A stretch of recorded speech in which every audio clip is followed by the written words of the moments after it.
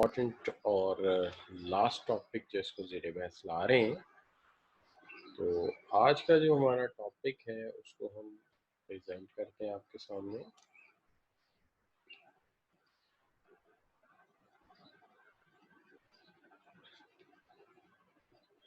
तो सबसे पहले इसके लिए आपके साथ स्लाइड शेयर करता हूँ।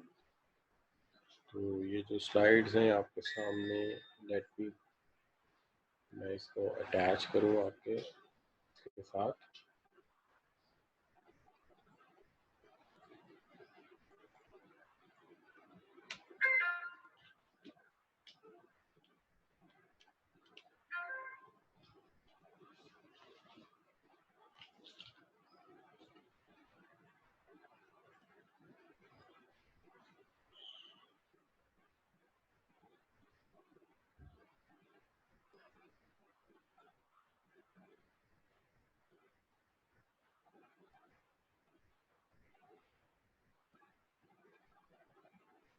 तो जो स्लाइड मैं आपके साथ शेयर कर रहा हूँ वो ये रही।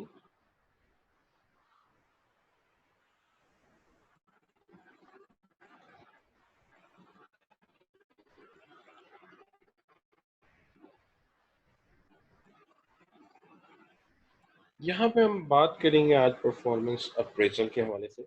देखिए जो टॉपिक हमारे ज़ेरे बहस है आज, मैं इसको यहाँ से स्टार्ट करता हूँ। कोर्स आउटलाइन के हवाले से आप देखते हैं तो इसको कहते हैं जी परफॉर्मेंस मैनेजमेंट। परफॉर्मेंस मैनेजमेंट का ये जो टॉपिक है ये हम लेकर चलते हैं आपके साथ यहाँ से स्टार्टिंग से। तो आई होप कि स्लाइड्स बिल्कुल आपके सामने हैं and as per my opinion तो जो आपके सामने स्लाइड्स हैं, मैंने लास्ट टाइम भी आप लोगों से कहा था कि I am not recommending any specific book for this particular course. तो हाँ, अगर आप पढ़ना चाहें is a good book for you. एक अच्छी किताब जो है वो है मैनेजमेंट की बुक है and that is given by Stephen P Robbins. ये बुक आप बाय कर सकते हैं, लेकिन it's not content to content tally with your course at all. आपके कोर्स के साथ कंटेंट टू कंटेंट टैली नहीं करती। काफ़ी चीज़ें कवर करती, काफ़ी चीज़ें कवर नहीं करती।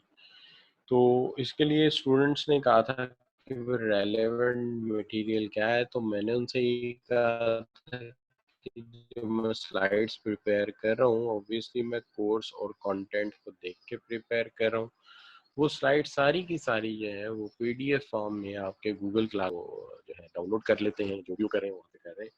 तो ये तो बड़ी स्टार्ट की बात है। तो आज जब आप सवाल कर रहे हैं तो मैं थोड़ा खौफजदा भी हूँ कि कोर्स के इस लेवल पे आके अगर बच्चा किताब का पूछे कि जी किताब कौन सी है, जबकि ये बहस जो है वो हमें लेक्चर नंबर 1 में हो चुकी हो, 2 में हो चुकी हो, ये बातें तय हो चुकी हो और आप ये पूछ रहे हो। तो जब film and stories in the mid of the climax और आप आगे हीरो ने हीरोइन का नाम पूछ रहे हो, तो इसका मतलब यही होता है कि आपने पिछला कोई काम नहीं किया, वरना आपको ये बातें पहले ही पता होनी चाहिए थी। बहरहाल एनीवे मैं फिर रिपीट कर देता हूँ जी कि ये मैंने गूगल क्लासरूम में सारी स्लाइड रखी हुई है। ये आज का जो 40वां लेक्चर है ये भी वहाँ से आपको मिल जाएगा। ठीक हो गई जी बात।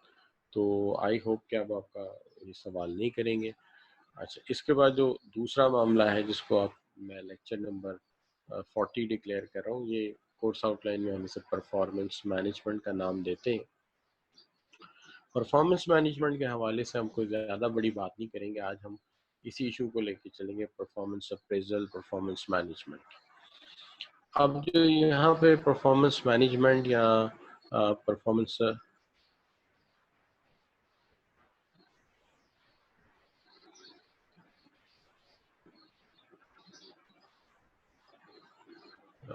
देखें, अगर आप क्लासेस इतनी ज़्यादा मिस कर देते हैं तो वो मसला ये था कि ड्यूरिंग द एग्ज़ाम कम से कम इतना टाइम निकाल लेते हैं कि क्लास कम से कम अटेंड कर लेते हैं। ये इसका मतलब यही होता है कि आप पहले तैयारी नहीं करते और जब बिल्कुल सर पे बात आ जाती तो फिर आप उस वक्त आके तो जो है वो काम शुरू कर देते हैं। लेकिन बहरहाल मैंने तो उस स्केड्यूल के मुताबिक चलना था जो मुझे दिया हुआ था, तो मैंने उसके मुताबिक लेक्चर डिलीवर करता रहा हूँ।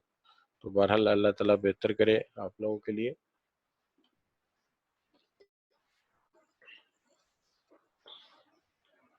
अब अगर आप पूछेंगे कितना काम रहता है, तकरीबन इस वक्त 35 to 40% काम अभी भी रहता है। अभी भी अगर आप रेगुलर हो जाते हैं तो बहुत कुछ कवर हो जाएगा। बाकी चीजें आप अपनी टीम वर्क से, टीम ग्रुप स्टडी से भी इसको कवर कर सकते हैं।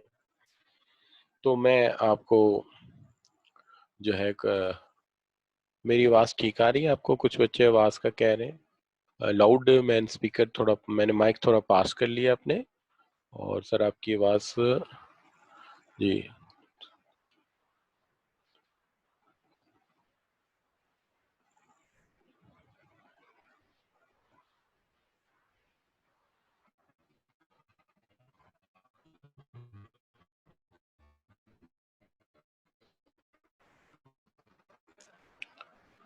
जी मैं सुन रहा हूँ आपकी बात।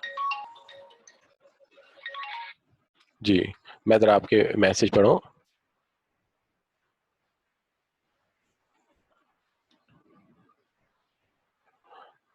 हाँ देखिए, जरा आप अपना इंटरनेट कनेक्शन भी देख लीजिए। लेकिन दूसरी बात यह है कि जो आपकी मैसेजेस है वो मुझे जब आते हैं तो उसमें ये होता है कि जो मैसेज मुझे आ रहे होते हैं आपके, वो इस तरह से आ रहे होते हैं कि आप लिखते हैं इंग्लिश में और लिखते हैं उर्दू। तो वो फिर इस तरह जरा मुझे समझ नहीं आती। मैंने पहले ही बोला था कि मुझे या तो इंग्लिश में लिख दिया करें, कोई इतना मुश्किल काम नहीं है, तो वह ना लिखा करें उर्दू। उर्दू को अंग्रेजी में लिखें वो नहीं समझ आता। अच्छा बच्चों, तो हम बात करें आज परफॉर्मेंस अप्रेजल के ऊपर। तो मैं अभी आपके ऊपर यही बात करने वाला था। सबसे पहले तो हम ये देखते हैं कि परफॉर्मेंस अप्रेजल है क्या। यहाँ से हम स्टार्ट करते हैं। तो उसके बाद मैं जस्ट अ मिनट, मैं जरा इसको अरेंज कर लूँ।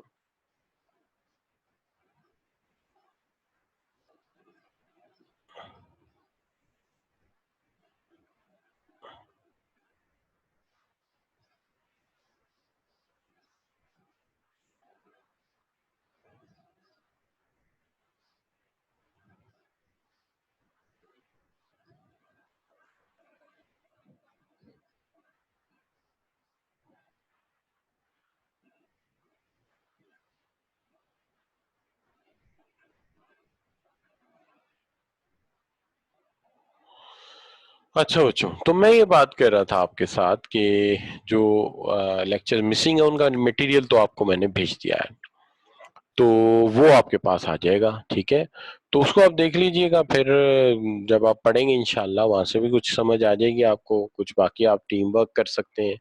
लेकिन आज का टॉपिक शुरू करते हैं, बजाय इसके कि हम थोड़ा डिले करें इसको। तो देखिए, सबसे पहले तो हम यहाँ से शुरू करें ना जी, परफॉर्मेंस अप्रेजल है क्या। देखिए, performance appraisal can help improve efficiency and effectiveness of organisation.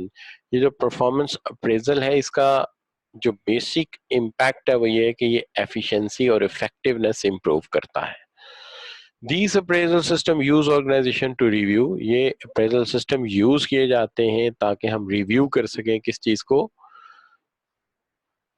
Review कर सकें, चेंज, उसके अलावा inform, monitor, exam, examine and evaluate employees, के हम इनको एवेल्युएट कर सकें एम्प्लॉयज को through evaluation. It's play a key role in organisational control and it's also serve to develop and motivate employees. तो देखिए, असल मकसद ये है कि सबसे पहले तो ये यहाँ से समझ आ गई कि हम परफॉर्मेंस अप्रेजल कर किसकी रहे हैं। ये परफॉर्मेंस अप्रेजल हो रही है एम्प्लॉयज की। किसकी हो रही है जी? एम्प्लॉयज की। एम्प्लॉयज की परफॉर्मेंस अप्रेजल कर रहे हैं। इसका फायदा क्या हो रहा है? फायदा ये हो रहा है कि एक तो उन्हें ये समझ आ रही है कि उन्हें करना क्या है, और उन्हें ये समझ आ रही है कि हम उन्हें किस बुनियाद पे उनकी परफॉर्मेंस को असेस कर रहे हैं। और दूसरी तरफ ये भी है कि जब इंसान को ये समझ आ जाए कि मुझे करना क्या है और किस बुनियाद पे मुझे असेस किया जा रहा है, तो उसकी डायरेक्शन ठीक हो जाएगी। और जब उसकी डायरेक्शन ठीक हो जाएगी तो अल्टीमेटली हम क्या कर सकेंगे, उसको डेवलप भी कर सकते हैं और उसको मोटिवेट भी हो जाएगा वो, चूंकि उसकी एफर्ट जो है वो सही डायरेक्शन में होना शुरू हो जाएगी। अगर ऐसा ही हो कि हर शख्स सही डायरेक्शन में एफर्ट शुरू कर देगा तो अल्टीमेटली उसके नतीजे में ऑर्गेनाइजेशन का जो इमेज है वो ऑर्गेनाइजेशन इमेज जो है वो बहुत बेहतर हो जाएगा, ऊपर चला जाएगा। तो ये हम कहते हैं जी ये है। और इससे एक सबसे बड़ी बात आप सब बच्चे जानते हैं कि एफिशिएंसी का मतलब क्या होता है। एफिशिएंसी का मतलब होता है कॉस्ट सेव की जाए और प्रोडक्टिविटी ज्यादा की जाए। और इफेक्टिवनेस का मतलब क्या होता है कि क्वालिटी अच्छी दी जाए, जो चीज बनाई जाए वो वाकई अपने काम को इस अंदाज से किया जाए कि उसमें बहुत बेहतरी आ जाए। तो हम इसको कहते हैं ये है हमारा परफॉर्मेंस अप्रेजल। तो इसमें एक बात तो क्लियर हो गई कि जो परफॉर्मेंस अप्रेजल हो रही है वो परफॉर्मेंस अप्रेजल हो रही है किसकी, एम्प्लॉयज की। और एम्प्लॉयज की जो परफॉर्मेंस अप्रेजल हो रही है उसके अंदर हम ये देख रहे हैं कि क्या चीज जो है वो बेस्ट उनकी परफॉर्मेंस को ऊपर लेके जा सकती है, उनको मजीद मोटिवेट कर सकती है और बेहतर कर सकती है। वो ये है कि हम उन्हें समझाएं कि आपकी परफॉर्मेंस कैसी जा रही है, आपके फ्लॉज कौन से हैं, आपकी खामियां कौन सी हैं। तो इसको हम कहते हैं ये है हमारा पर्पस। देखिए, आप जो बात बच्चे कह रहे हैं कि आपने 10 लेक्चर अटेंड नहीं किए तो क्या ये लेक्चर समझ आ जाएगा?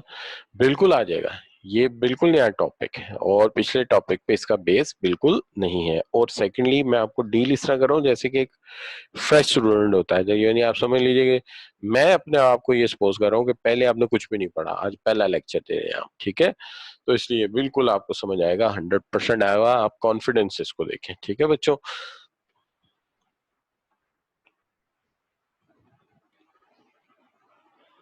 अच्छा जी। तो अब ये जो हम बात करेंगे, जो आप मुझे कह रहे थे कि यहाँ पे एक तो बात ये है कि परफॉर्मेंस का जो इशू है वो ये है कि हम बताएंगे तो पता चलेगा ना कि परफॉर्मेंस कैसी है, किस तरह से है, how it's going to be the best one. तो ये एक चीज आ जाती है। उसके बाद जो इशू आता है वो ये आता है हमारा कि जी हम सबसे पहले इस बात को समझे कि परफॉर्मेंस अप्रेजल और इसके साथ आने वाला टॉपिक परफॉर्मेंस मैनेजमेंट क्या चीज है। देखिए, एक चीज होती है कि हम अगर ये कहें कि आपका रिजल्ट एक आता है और वो रिजल्ट है आपके 8th ग्रेड का, 9th ग्रेड का, और उसके अंदर आपको बताया जा रहा है कि आपके फलां सब्जेक्ट में इतने स्कोर हैं, फलां सब्जेक्ट में इतने स्कोर हैं, तो ये इसको हम परफॉर्मेंस अप्रेजल कहेंगे। क्या कहेंगे? परफॉर्मेंस अप्रेजल कहेंगे। अगर हम ये कहेंगे फलां सब्जेक्ट में आपका इतना स्कोर है, फलां में इतना है, तो ये परफॉर्मेंस अप्रेजल है। हम आपका सब्जेक्ट बता रहे हैं, आपका स्कोर बता रहे हैं, आपको क्राइटेरिया समझा रहे हैं कि ये इस तरीके से आपका स्कोर लगा है। लेकिन बुनियादी चीज जो है वो ये है कि परफॉर्मेंस मैनेजमेंट एक डिफरेंट चीज है। परफॉर्मेंस मैनेजमेंट ये चीज है कि हम साथ साथ आपको समझाएं, रेगुलर बुनियादों पे गाइड करें कि आपकी परफॉर्मेंस जो इस वक्त है आप इसको किस तरह से इम्प्रूव कर सकते हैं। तो इम्प्रूव करने का जो तरीका है वो भी साथ साथ हम आपको समझाएं। उसके साथ साथ हम रेगुलर बुनियादों पे आपकी जो है वो आपको रेगुलर बुनियादों पे हम कांटेक्ट करें, आपको फीडबैक दें कि जी इतना इम्प्रूव हो गया और अब ये वाले एरियाज रह गए। अगर हम ऐसा कर रहे हैं तो फिर ये परफॉर्मेंस अप्रेजल नहीं है, फिर ये परफॉर्मेंस मैनेजमेंट है। मैं रिपीट कर देता हूं आपकी सहूलत के लिए कि अगर मैं आपको असेस कर रहा हूं और असेस करके बता रहा हूं कि आपका ये रिजल्ट आ रहा है, आपने इसमें बेटर है, इसमें वीक है, तो मैं आपकी परफॉर्मेंस अप्रेजल कर रहा हूं। लेकिन अगर मैं साथ ही साथ आपको गाइड भी कर रहा हूं कि इस चीज को आप बेहतर कैसे कर सकते हैं, इस चीज को आप इम्प्रूव कैसे कर सकते हैं, मजीद आप इसको बेटर कैसे कर सकते हैं, तो अगर मैं आपको ये भी समझा दूं तो इसका मतलब ये हो गया कि आप जो हैं वो ना सिर्फ ये समझ गए हैं कि what is better for you, आप साथ साथ ये भी समझ गए हैं कि इस वक्त किस तरीके से आप अपनी परफॉर्मेंस को बेटर करेंगे। और कंटिन्यूसली मैं इस चीज पर फोकस करूं कि आपसे राब्ते में रहना है, आपको बताते रहना है कि ये एरियाज इंप्रूव हो गए और ये एरियाज आपके अभी वीक हैं। लेकिन जिन एरियाज को आप आगे लेके चलते हैं, जिन एरियाज को आप बेहतर करना चाहते हैं और साथ ही साथ आप बात करते हैं, इसको लेके चलते हैं। तो अब मसला ये आ जाता है कि ये तमाम एरियाज जो इम्प्रूव करने के लिए किए कहे जाते हैं, क्यों कहे जाते हैं? जाहिर है ऑर्गेनाइजेशन के कुछ गोल्स होते हैं जिनको हासिल करने के लिए आपकी मदद चाहिए होती है। इसलिए हम ये कहते हैं कि ये एक प्रोसेस है। Let me change the ink, मैं इंक चेंज करता हूँ पहले अपनी, ताकि ये जरा रेड है, रेड के नीचे ब्लैक सही रहेगा। तो कहते हैं a process to establish shared understanding, एक ऐसा प्रोसेस जिसमें हम शेयर्ड अंडरस्टैंडिंग बनाएं अबाउट कि हमारे मकासद क्या है, गोल्स क्या है, and approach to managing and developing people in order to achieve goals. कि पहला एक ऐसा अमल कि हम ये समझें कि हमारे गोल्स हैं क्या, और फिर उन गोल्स को हासिल करने के लिए उसके मुताबिक लोगों को डेवलप करें और ट्रेन करें। तो अगर हम ऐसा कर रहे हैं कि we understanding what are our goals and then we work accordingly, we develop our human resources accordingly कि वो इसको अचीव कर सकें, तो इसका मतलब है हमारा ट्रेनिंग एंड डेवलपमेंट प्रोसेस इसके मुताबिक चल रहा है कि we have to make our human resources enable after assessment and after feedback to proceed towards these goals, कि वो इन गोल्स को अचीव कर सके। तो अगर ऐसा है तो फिर इसका मतलब ये है कि हम परफॉर्मेंस मैनेजमेंट कर रहे हैं। रिपीट कर देते हैं, आपका मैट्रिक का रिजल्ट है, आपका एफएससी का रिजल्ट है, सिर्फ मार्कशीट आपके हाथ में दे दी तो परफॉर्मेंस अप्रेजल है। लेकिन मार्कशीट देने के बाद मुसलसल आपसे राब्ते में रहते हुए देखते रहे कि यार इंग्लिश बेहतर हुई कि नहीं, मैथमेटिक्स बेहतर हुआ कि नहीं, उसके लिए टिप्स देते रहना और बार बार चेक करते रहना, इसको परफॉर्मेंस मैनेजमेंट कहते हैं। मैनेजमेंट की टर्म में ये कि पहले हम और आप, यानी हम एज ए मैनेजमेंट और आप एज एन एम्प्लॉय, पहले ये चेक कर लें हमारे गोल्स क्या है, फिर उन गोल्स को हासिल करने के लिए लोगों को उसके मुताबिक मैनेज करें और डेवलप करें। अगर हम ऐसा कर रहे हैं तो हम परफॉर्मेंस मैनेजमेंट कर रहे हैं। तो होप आपको परफॉर्मेंस मैनेजमेंट का जो कॉन्सेप्ट है वो समझ आया होगा। जो बच्चे कहते हैं कि समझ आया है, मिसाल के तौर पे हम किसी बच्चे से पूछ लेते हैं, इनमें से हम कह लेते हैं जी, हम इनमें से ये जो है पूछ लेते हैं, हम लेट्स सपोज हम सवाल पूछ लेते हैं, आमना सदाकत से पूछते हैं भाई समझ आ गया कि नहीं, अनीका खलील से पूछ लेते हैं, या आमिर से पूछ लेते हैं भाई कि हमें बताओ कि परफॉर्मेंस मैनेजमेंट बिल्कुल क्लियर समझ आ गया आपको? तो बच्चे कह रहे हैं कि समझ आ गया, आमना सदाकत भी कह रही है, कायनात भट्टी भी कह रहे हैं, और एनोनिमस अटेंडी भी कह रहे हैं कि ये मुझे समझ आ गया। ठीक है, तो हम ऐसा करते हैं कि आपके सामने एक सवाल रख देते हैं। सवाल क्या है? क्वेश्चन आपके सामने ये है कि जनाब, Dash is a process establishing shared understanding about what is to be achieved and an approach to managing and developing people in order to achieve it. Which two words correctly complete this definition? कौन से दो word इस definition को मुकम्मल करेंगे? तो आप में से मोस्टली बच्चों के आंसर आने शुरू हो गए, 10-12 आंसर तो मेरे पास जमा भी हो गए, इतनी स्पीड से आंसर आ रहे हैं। तो मोस्टली बच्चों ने सी ऑप्शन लिया है। मोस्टली बच्चों ने, तहरीम ने, मंजूर ने, मियाँ अरसलान ने और अनीका ने। और मियाँ अरसलान जो है, मैं इनको बताता चलूं कि मैं भी मियाँ हूँ, लेकिन मैं इस सेंस में मियाँ हूँ कि मेरी शादी हो चुकी है और मेरी बेगम मुझे मियाँ कहती है। खैर आपके नाम के साथ भी मियाँ लगा हुआ है, तो मेरे नाम के साथ तो नहीं है, लेकिन मुझे अक्सर मियाँ बुलाया जाता है। अच्छा बच्चों, तो कायनात भट्टी हैं, फिर उसका कौनैन सैयद हैं और आमना सैयद हैं, सॉरी कौनैन सैयद हैं, आमना जफ़र हैं और रहीला बतूल हैं और सना जावेद हैं, अली हैं। सब बच्चों ने सी ऑप्शन लिया है। ये जो सी ऑप्शन लिया है, ऑब्वियसली उसकी वजह ये है कि देखिए, आप सबसे पहले अंडरस्टैंड कर रहे हैं कि ऑब्जेक्टिव्स हैं क्या, और फिर उन ऑब्जेक्टिव्स के मुताबिक लोगों को ट्रेन कर रहे हैं, तो ये फिर परफॉर्मेंस मैनेजमेंट कहलाएगी। तो बिल्कुल ठीक आपने जवाब दिया, ये परफॉर्मेंस मैनेजमेंट है। अब सवाल ये है कि ये परफॉर्मेंस मैनेजमेंट होगी कैसे? भाई जाहिर है हर काम का कोई तरीका तो होता है, कोई मेथड तो होता है। जैसे अभी आपने एग्जाम दिया तो उसका बकायदा एक मेथड था, एक कोर्स आउटलाइन थी, वो आपने प्रिपेयर करनी थी।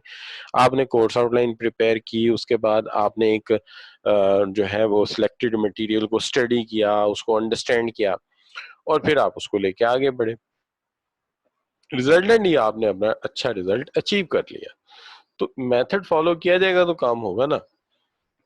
इसी तरह यहाँ पर परफॉर्मेंस अप्रेजल का मामला है कि हम जब परफॉर्मेंस अप्रेजल की बात कर रहे हैं तो यहाँ पर भी जरूरी ये है कि हम परफॉर्मेंस को जो है वो मैनेज करेंगे किसी तरीके के साथ। तो उसका मेथड क्या है? मेथड ये है कि सबसे पहली चीज तो ये है कि there should be clear understanding of purpose. भाई परफॉर्मेंस अप्रेजल हो क्यों रही है, इसका कोई पर्पस होगा, पर्पस क्लियर पता होना चाहिए। पहला काम तो ये है, मकसद पता होगा, काम ठीक होगा। दूसरी बात यह कि परफॉर्मेंस अप्रेजल करने के कुछ यकीनन मेथड्स होंगे, कुछ तरीकाकार होंगे। अगर वो मेथड्स का पता होगा तो हम उन मेथड्स को इस्तेमाल कर सकेंगे। और एक बहुत बड़ा सवाल है कि परफॉर्मेंस असेसमेंट करेगा कौन? क्या कोई इसके लिए कमेटी बनाई जाएगी? क्या ये टॉप मैनेजमेंट करेगी? क्या इसके लिए कोई एक्सटर्नल एचआर एक्सपर्ट हायर किया जाएगा? क्या किया जाएगा? और इसके बाद जो भी रिजल्ट्स आएंगे जाहिर है वो डिस्कस होंगे। जिस बंदे के रिजल्ट हैं, जिस एम्प्लॉय के रिजल्ट हैं, तो उसके लिए एक परफॉर्मेंस अप्रेजल इंटरव्यू कंडक्ट करना पड़ेगा हमें, और इस इंटरव्यू के लिए कोई अप्रोच डिसाइड करनी पड़ेगी। और फिर हमें ये देखना होगा कि इसके अंदर किस तरह के बैरियर्स हैं, उन बैरियर्स को कैसे रिमूव करना है, ये भी तो एक प्रॉब्लम है। तो ये 5 मेन काम हैं, अगर ये हो जाएंगे तो फिर हम कहेंगे हाँ यार हमें परफॉर्मेंस अप्रेजल किया, कुछ पता चल गया है, परफॉर्मेंस अप्रेजल का प्रोसेस हमें समझ बिल्कुल आ गया है। अब इस सेंस में अगर आप देखते हैं तो सबसे पहली बात यह है कि पर्पस को समझा जाए। तो आप में से जो बच्चे पर्पसिव, आप जानते हैं कि जितना अप्रोच ऑब्जेक्ट ओरिएंटेड होती है बंदा उतना सक्सेसफुल रहता है। तो सबसे पहले तो हम पर्पसेस की तरफ जाते हैं। अच्छा जी, इसके पर्पसेस क्या है? देखिए पहला पर्पस तो ये है कि आइडेंटिफाई किया जाए particularly merit done during the review period के आपके जो रिव्यू पीरियड है उसके अंदर क्या काम हुआ है, कितना मेरिट पे हुआ है, और काम को आइडेंटिफाई किया जाए कि कितना काम अकॉर्डिंग टू स्टैंडर्ड किया गया है। जो हमने बेंचमार्क दिया था, जो हमने यार्ड स्टिक दी थी, काम किस हद तक उसके मुताबिक हुआ है। अगर तो ऐसा है तो फिर तो वंडरफुल बात है। एक तो ये बात। दूसरी बात यह है कि आप जानते हैं कि हर कुछ अरसे बाद एम्प्लॉयज के जो इश्यूज होते हैं उसके अंदर एक बड़ा इशू होता है रिन्यूमरेशन का बढ़ना, सैलरी का बढ़ना, पैकेज का बढ़ना। लेकिन पैकेज का बढ़ना या सैलरी का बढ़ना, इसके लिए भी तो कोई बेस चाहिए होती है, और वो बेस कहाँ से आएगी? जब परफॉर्मेंस अप्रेजल होगी तो पता चलेगा कौन अच्छा परफॉर्म कर रहा है, कौन अच्छा परफॉर्म नहीं कर रहा। तो जो अच्छा परफॉर्म कर रहा है यकीनी तौर पे उसको क्या होगा, उसको ज्यादा पेमेंट दी जाएगी, उसको ज्यादा रिवॉर्ड्स दिए जाएंगे, उसको ज्यादा बेनिफिट्स दिए जाएंगे। ये तो नेचुरल बात है ना जी। ये तो नहीं हो सकता जो परफॉर्म ना करे उसको रिवॉर्ड दे दिए जाएंगे। क्या ख्याल है? रिवॉर्ड तो उसी को दिए जाएंगे ना जो बेस्ट परफॉर्म करेगा। तो लिहाजा ये बड़ी इंपॉर्टेंट बात है कि सबसे पहली बात तो ये कि आइडेंटिफाई किया जाए कि मेरिट की बुनियाद के ऊपर जो है वो काम हुआ या नहीं हुआ। दूसरी बात ये है कि देखा जाए बेसिस प्रोवाइड की जाए काम करने के लिए, कि काम करने के लिए सॉरी रिन्यूमरेशन बढ़ाने के लिए या सैलरीज बढ़ाने के लिए कुछ बेस प्रोवाइड की जाए। तीसरी अहम बात यह है कि हमें जो है वो ये भी तो देखना है ना कि फ्यूचर में कुछ अपॉर्चुनिटीज निकलेंगी। क्या ख्याल? तो उन अपॉर्चुनिटीज को डिस्कस करने के लिए प्रोस्पेक्ट्स, एम्बिशंस, जरूरी है कि हम परफॉर्मेंस अप्रेजल करें ताकि जो हमारे एम्प्लॉयज हैं उनको पता चले ऑर्गेनाइजेशन अगले चंद सालों में क्या बड़ा अचीव करने जा रही है, या ये कह लीजिए कि बड़ा टारगेट क्या है, और इस टारगेट को अचीव करने में हम ऑर्गेनाइजेशन की क्या हेल्प कर सकते हैं, तो ये अंदाजा हो सके। दूसरी तरफ आइडेंटिफाई किया जाए कि किस पर्टिकुलर काम के अंदर हमारे एम्प्लॉयज वीक है, जिस पर्टिकुलर ट्रेनिंग दे देंगे। मिसाल के तौर पे हमें पता चलता है कि यार हमारे जो एम्प्लॉयज हैं ना, they are very good in communication, but we are facing problem in calculation errors, we are facing problem in ratios error. तो हम कहेंगे अच्छा यार एक एडवांस फाइनेंशियल मैनेजमेंट की एक ट्रेनिंग ऑर्गेनाइज कर दी जाए। लेकिन हम देखते हैं हमारे लॉजिकली भी लोग बड़े अच्छे हैं और वो जनाब परफॉर्मेंस भी अच्छी करते हैं, लेकिन कुछ प्रेजेंटेशन में बड़े मसाइल आ रहे हैं। तो हम कहते हैं अच्छा यार अगली एक ट्रेनिंग करते हैं जिसके अंदर प्रेजेंटेशन स्किल्स इनकी जो है वो ज्यादा अच्छी की जा सके। तो ये है कि जब परफॉर्मेंस अप्रेजल होती है तो ये सारी चीजें सामने आती हैं। लेकिन इन सारी चीजों को अगर हम थोड़ा सा आसान करके समझने की कोशिश करें तो हम यूं कर लेते हैं, इनको हेडिंग्स में कन्वर्ट कर देते हैं। पहली बात तो यह है कि जी रिव्यू किया जाए कि फ्यूचर रिन्यूमरेशन जो है वो किस हिसाब से बढ़ेगा। जाहिर है जो लोग अच्छा परफॉर्म करेंगे उनका रिन्यूमरेशन क्या होगा, बढ़ना शुरू हो जाएगा, उन्हें बोनस भी मिलेंगे, उन्हें पे में परफॉर्मेंस रिलेटेड रिवॉर्ड भी मिलेंगे। तो लिंक किया जाएगा रिवॉर्ड और परफॉर्मेंस को, लिंक किया जाएगा असेसमेंट एंड रिवॉर्ड्स को। तो ये मुख्तसर सी बात हो गई।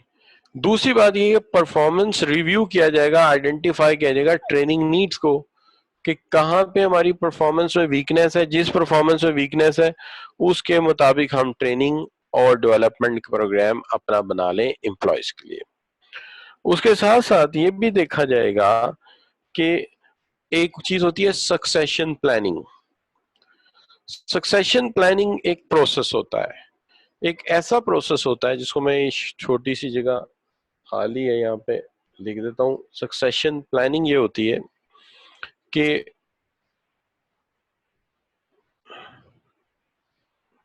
preparing employees for key positions। Employees को की पोजीशंस के लिए प्रिपेयर किया जा सके। तो आप ये कह सकते हैं, पहली बात ये कर ली आपने कि ठीक है जी फ्यूचर में रिन्यूमरेशन बढ़ना है, इसके लिए परफॉर्मेंस अप्रेजल करते हैं, देखते हैं कैसी रिन्यूमरेशन या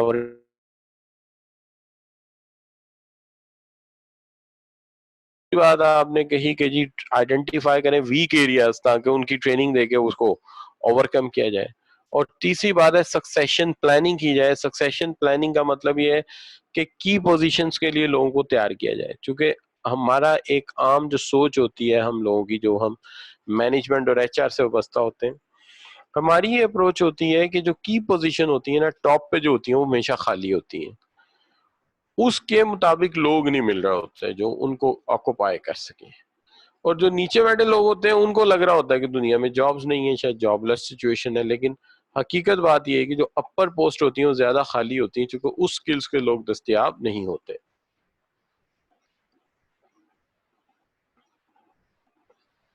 तो एक ये मसला आ जाता है। फिर उसके बाद जो चीजें हमारी डील करती हैं जिनको हम लेके चलते हैं, इसके अंदर एक चीज आ जाती है जिसको हम कहते हैं जी कि ये भी बड़ा जरूरी है और इसके लिए भी काम करना जरूरी है कि जी देखें कोई काम अच्छा करता है, बहुत अच्छा काम करता है, उसके काम का रिकग्निशन तो होना चाहिए ना। कि जितना मर्जी अच्छा काम करता रहे, कोई उसकी यानी कोई अप्रिसिएशन ही ना हो, तो देखिए दुनिया अप्रिसिएशन के बगैर चलती है। अप्रिसिएशन के बगैर तो काम नहीं चलता कि रियल टाइम जो वर्क है जो अकम्प्लिश हुआ उसकी तारीफ की जाए। क्या ख्याल है? तो देखिए ना, आप पेपर पास कर लेते हैं, पेपर पास कर लेते हैं, आप घर जाके बताते हैं, घर वालों को कहते हैं अच्छा जी पेपर पास कर लिया, और आपके घर वाले कहते हैं अच्छा ठीक है पास कर लिया, चलो अच्छी बात। इसके बाद मिठाई भी नहीं मंगवाते और जनाब चेयर अप भी नहीं करते, तो आप कहेंगे अच्छा यार मेरी सक्सेस से तो किसी को कंसर्न ही नहीं है, और अगली दफा हो सकता है आप एक भी पेपर पास ना करें कि जी जब इनको इंटरेस्ट नहीं तो मैं क्यों करूं, क्या हाल है, पेपर तो अपने लिए पास करने। तो बात यह है कि एप्रिसिएशन होना जरूरी है। और एप्रिसिएशन जाहिर है एप्रिसिएशन इन एवरी सेंस चाहिए होता है आपको कि जी आपकी तारीफ भी की जाए कि आप काम अच्छा कर रहे हैं, आपको उस हवाले से जो है एक ना सिर्फ इनाम दिया जाए बल्कि उस हवाले से आपसे कमिटमेंट की जाए कि अच्छा यार ये तो बड़ी अच्छी बात है, आपने जो है वो फंडामेंटल लेवल क्लियर कर लिया, अब आपने ऑपरेशनल आपने जो है टेक्निकल लेवल क्लियर कर लिया। अच्छा बेटा ठीक है, ये तो बड़ी अच्छी बात है, ये स्ट्रेटेजिक लेवल क्लियर करो तो तुम्हारी मंगनी कर देंगे। अच्छा, और उसके बाद जनाब जो है तो फिर आप मेहनत भी करेंगे, सीधी बात। हमने बड़े बड़े मुतालबात रखने शुरू कर दें और नाम मेरा आ जाए तो लोग कहें जी बशीर साहब ने पट्टी पढ़ाई है, porque जी जो है वो जाहिरी बात है कि आपको जो है उसके बदले में कोई रिवार्ड मिलना चाहिए। तो इसी तरह से ऑर्गेनाइजेशन में होता है कि मैंने अच्छा काम किया मेरी तारीफ करो, मैंने अच्छा काम किया मुझे अप्रिशिएट करो। तो हर बंदा चाहता है कि मुझे अप्रिशिएट किया जाए। अब जहां तक सवाल है हमारा कि जी एक एक चीज क्लियर हो गई। देखिए 5 बातों में मैंने कहा था, देखिए जी पहली चीज है कि पर्पस समझ आए कि पर्पस क्या है परफॉर्मेंस अप्रेजल का। तो मेरा ख्याल है अच्छी तरह समझा दिया मैंने कई के साथ। मेथड ऑफ अप्रेजल आपको पता हो कि अप्रेज करते कैसे हैं लोग। देखिए जो मेथड ऑफ अप्रेजल है उसके अंदर सबसे पहले जितने मेथड्स हैं उनमें से मैंने चंद एक यहाँ पे लिस्टेड किए हैं जो जरूरी हैं। देखिए एक तो मेथड है जिसको हम कहते हैं ओवरऑल असेसमेंट, जिसमें मैनेजर जो है वो एक नरेटिव लिखता है। नरेटिव का मतलब है चंद पैराग्राफ लिखता है, और ये पैराग्राफ जो है ये असेस करते हैं अपने सब ऑर्डिनेट को या अपने जूनियर को कि उसकी परफॉर्मेंस जो है वो किस तरह की रही है। मकसद ये होता है कि हम क्लियरली ये बता सकें कि how performance is going, performance जा कैसी रही है और हम इसको इम्प्रूव कैसे कर सकते हैं। तो एक चीज तो ये आ जाती है इसके अंदर। अब जो दूसरा मसला इसके अंदर आता है वो ये आ जाता है कि जी एक क्लियर ऐसे लिखा जाए या चंद एक पैराग्राफ लिखे जाए, बिल्कुल ऐसे ही जैसे कि आप 7वीं 8वीं जमात में एक ऐसे आ जाता था लिखने के लिए कि फलां चीज पे एक मजमून लिख दें। तो वो ठीक है, वो स्कूल टू स्कूल वेरी करता है। एक स्कूल में ऐसा में ऐसे आ जाता है कि या एक ऐसे लिख दूंगा माय बेस्ट फ्रेंड, और बाद स्कूलों में ऐसे आ रहा होता है गाय पे मजमून लिखें, तो बच्चे गाय पे मजमून लिख देते हैं कि ठीक है जी गाय जो है इसके 2 सींग है, इसकी 2 आंखें हैं, इसके 2 नथने हैं जी, इसकी 4 टांगे, एक इसकी दुम है। तो इस तरह से। लेकिन दूसरी तरफ ऐसा भी ऐसे आ जाता है जिसके अंदर वो कहते हैं अच्छा जी आपने दोस्त के बारे में लिखे या इस तरह की। लेकिन यहाँ पे भी ये ऐसे ही लिखा जा रहा है, और ये ऐसे इस तरह लिखा जा सकता है कि इसके 2 तरीके हो सकते हैं इस नैरेटिव को लिखने के। अगर कोई अच्छा परफॉर्मर है तो नैरेटिव यूं लिखा जाएगा कि mister Javed is a responsible person. He has achieved all the targets which are given to him. He is very particular and sincere with his work and punctual and always appear in good dressing sense and having a good presentable personality. ये positive हो गया। Negative क्या हो सकता है? Negative हो सकता है कि mister Javed is never concern with the task given to him.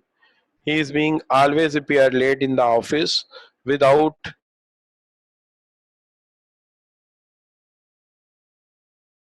always delay the work which is assigned to him. So you can say कि ये दूसरा तरीका है। तो इस तरह करते हैं, एक अच्छी असेसमेंट भी होती है और एक बुरी असेसमेंट भी होती है। तो उसको हम कहते हैं ओवरऑल असेसमेंट मेथड। इसको हमारी सरकारी ऑफिसेज में ACR या APR लिखा जाता है, एनुअल प्रोग्रेस रिपोर्ट, जो कि एक सीनियर लिखता है। बल्कि अक्सर बातें हो रही होती हैं कि यार वो मेरे बॉस से ताल्लुकात खराब नहीं होने चाहिए, अगर खराब हो गए तो मेरी ACR खराब कर देगा, से कि एक नरेटिव लिखा जाता। लेकिन बाज जगह पे नरेटिव, देखिए अब नरेटिव लिखने वाला कोई पंक्चुअलिटी पे लिख देगा, कोई डेडिकेशन पे लिख देगा, लेकिन हो सकता है कि कुछ करेक्टरिस्टिक्स ऐसे हों जिसके ऊपर लिखना जरूरी है, लेकिन नरेटिव लिखते वक्त जो है उन्हें इग्नोर कर दिया गया। तो इससे अच्छा ये नहीं कि नरेटिव लिखवाया जाए, लेकिन एक गाइडेड असेसमेंट कर दी जाए कि आपने जो नरेटिव लिखना है अपने जूनियर के बारे में, वो कमेंट्स जो हमें देने हैं उसके लिए जो करेक्टरिस्टिक्स हैं यानी खसूसियात जो है वो हम आपको बता देंगे। मिसाल के तौर पे हम कहते हैं कि हम आपको 3 बातों पे लिखते हैं, यानी such as term of application, integrity, adaptability या पंक्चुअलिटी, या आप कह सकते हैं कि ड्रेस कोड। तो आप इस तरह के करेक्टरिस्टिक्स दे देते हैं कि अच्छा जी इनके ऊपर आपने लिखना है कि पंक्चुअल कितने सारे साल। तो ये चीजें फिर आ जाती हैं, तो उसको हम कहते हैं ये गाइडेड असेसमेंट है, जिसके अंदर नैरेटिव तो लिखा जाता है, लेकिन नैरेटिव उन उन कैरेक्टरिस्टिक्स पे लिखा जाता है जो कि कहे जाते हैं, उसके अलावा कोई कैरेक्टरिस्टिक्स जो है उसके ऊपर लिखा नहीं जाएगा। तो ये हो गया आपका वो जी जिसको आप कहते हैं क्या, performance appraisal on guided assessment. So guided assessment का तरीका जो है ये भी एक मेथड होता है जिसके अंदर हम ये तरीकाकार अडॉप्ट कर देते हैं। तो this is one of the way by which we can assess the people. अच्छा, फिर उसके बाद जो है आप और भी मेथड होते हैं, सिर्फ आप ये मेथड नहीं इस्तेमाल करते हैं, number of other methods you use. तो पहले तो ये दो समझ आ गए कि एक में नैरेटिव लिखा जाता है, उसमें मैनेजर आजाद होता है जो मर्जी लिखे, और दूसरे में ये होता है कि नैरेटिव की बजाय जो है वो नैरेटिव ही लिखा जाता है, लेकिन उसके अंदर कैरेक्टरिस्टिक्स मैनेजमेंट बता देती है कि इस चीज के ऊपर आपने लिखना है, तो सीनियर जो है उस पर लिख के दे देता है। तो this is what we can say, ये है हमारा मेथड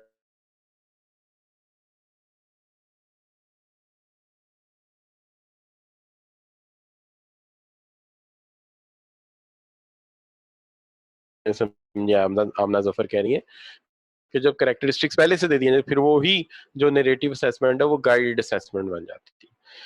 लेकिन आपने देखा होगा कि आजकल आप कभी पिज्जा हट चले जाएं या किसी जगह चले जाएं तो एक आपको फीडबैक फॉर्म मिल जाता है, यानी आपको एक ऐसा फॉर्म मिल जाता है जिसके ऊपर आप रैंक कर सकते हैं। तो एक तरीका का रैंक का भी है। तो ऐसी सूरत में हम ग्रेडिंग कर लेते हैं या एडजेक्टिव रेटिंग स्केल इस्तेमाल कर लेते हैं और एक क्वेश्चनर डेवलप कर लेते हैं। और ये जो क्वेश्चनर हम डेवलप कर लेते हैं इसके ऊपर ये होता है कि जी रख लेते हैं, जैसे कि एक बंदा जो है मैं इसको कर लेता हूँ, बेसिकली हम इसको 5 हमेशा होते हैं इसके अंदर मैंने 4 बना दिए, जरा कंपोजिंग एरर हो सकता है। तो 5 लेवल्स होते हैं, तो एक्सीलेंट यहां लाना चाहिए, एक्सीलेंट, और यहां होना चाहिए वेरी गुड। तो देखिए अनसेटिस्फैक्ट्री कर सकते हैं आप, 1 मार्क मिलेगा, सेटिस्फैक्ट्री के 2 मार्क हैं, गुड के 3 मार्क हैं, वेरी गुड के 4 मार्क्स हैं और एक्सीलेंट के 5 मार्क्स हैं।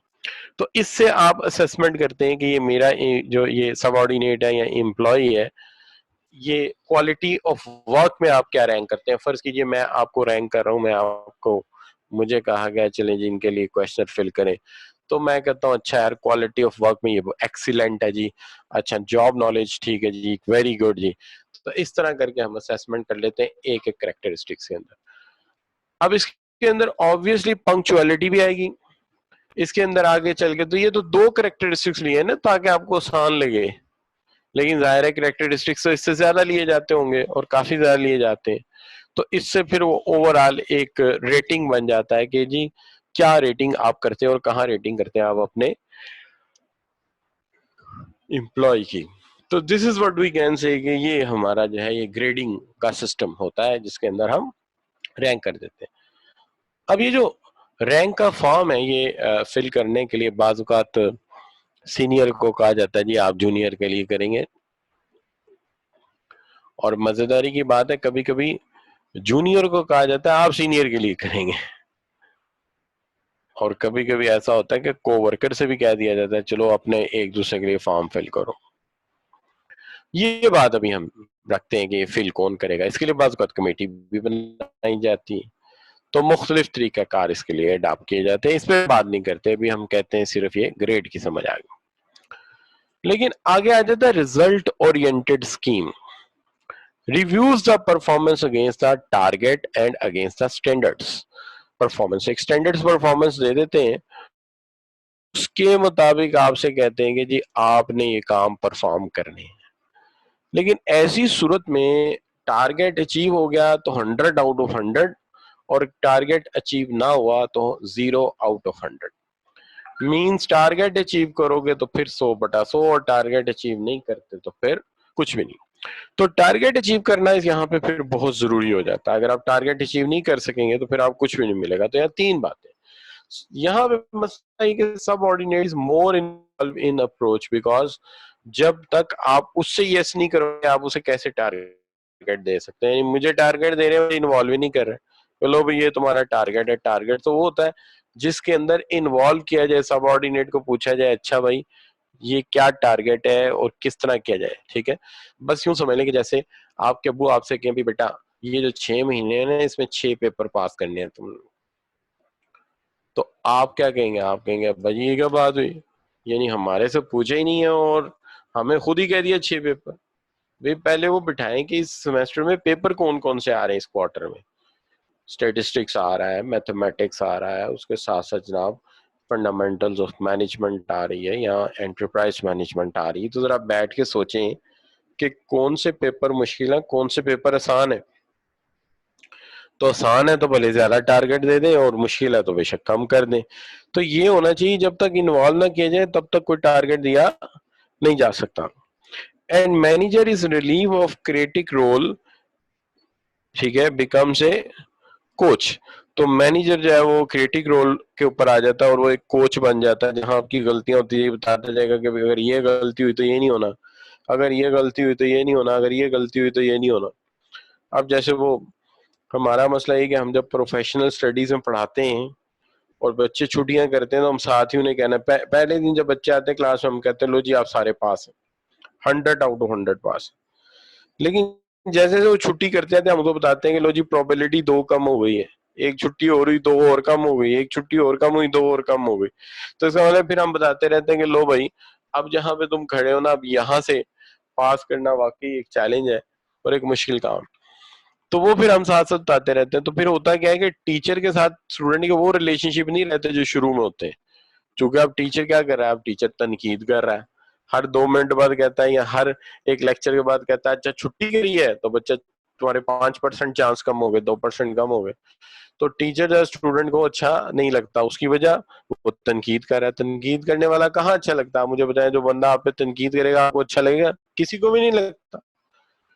तो ये एक मसला इसके अंदर आ जाता है। फिर ये कि clear and known targets help modify behaviour. ये जरूर है कि क्लियर एंड जो मॉडिफाई करते हैं बिहेवियर को। हाँ अलबत्ता ये है कि जो मैनेजर का ये रोल है कि मैनेजर आपको साथ साथ कोचिंग करता रहता है कि इस तरह से करो, इस तरह से करो, साथ टिप्स देता है, वो बड़ा मुफीद काम। तो ये होता है रिजल्ट ओरिएंटेड मेथड।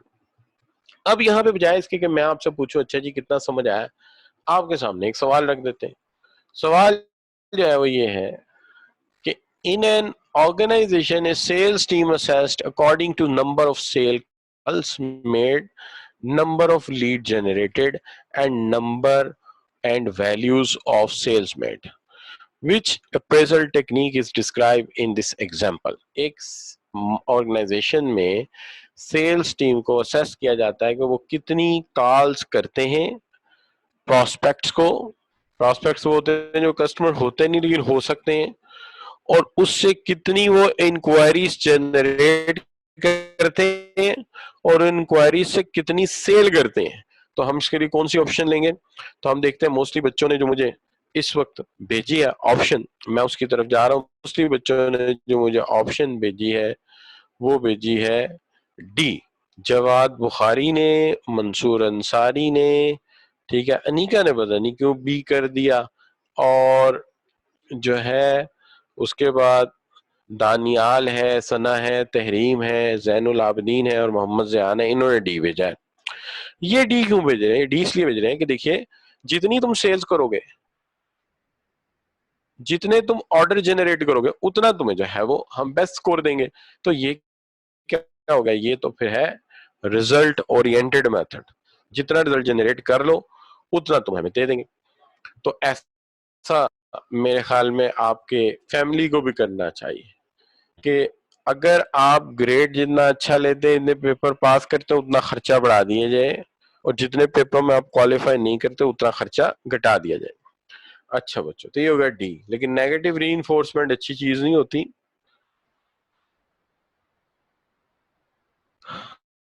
अगला सवाल, a manager is assessing the performance of her team members in accordance with appraisal system of the organization. She has been given list of characteristics and performance element. उन्होंने एक list of characteristics दी है and performance elements बताए हैं with notes on how to interpret and apply the term integrity, punctuality and so on. She is required to comment on how each appraisee measure up in terms of each factor, which appraisal technique is in this organization using. सवाल के जवाब मेरे पास काफी ज्यादा आ गए हैं, ठीक है जी, काफी ज्यादा आ गए हैं, और मोस्टली बच्चों का जवाब इस दफा भी डी है, जिसके अंदर मोहम्मद ज़ियान है, कायनात है, राहीला है, दानियाल है, उसके साथ साथ जो है जनाब जो है आप कह लीजिए कि मंसूर अंसारी हैं, अनीका खलील है, जवाद बुखारी हैं। इन सब ने डी ऑप्शन को पिक किया और उन कैरेक्टरिस्टिक्स के मुताबिक असेसमेंट करने के लिए कहा गया है लिहाजा ऑब्वियसली डी मेथड जो है वो डी जो है गाइडेड असेसमेंट, ये इसका ऑब्वियसली आंसर बनता है।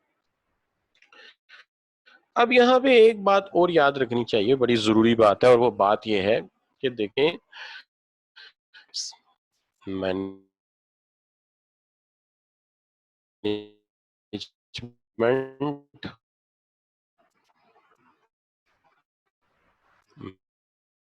मैनेजमेंट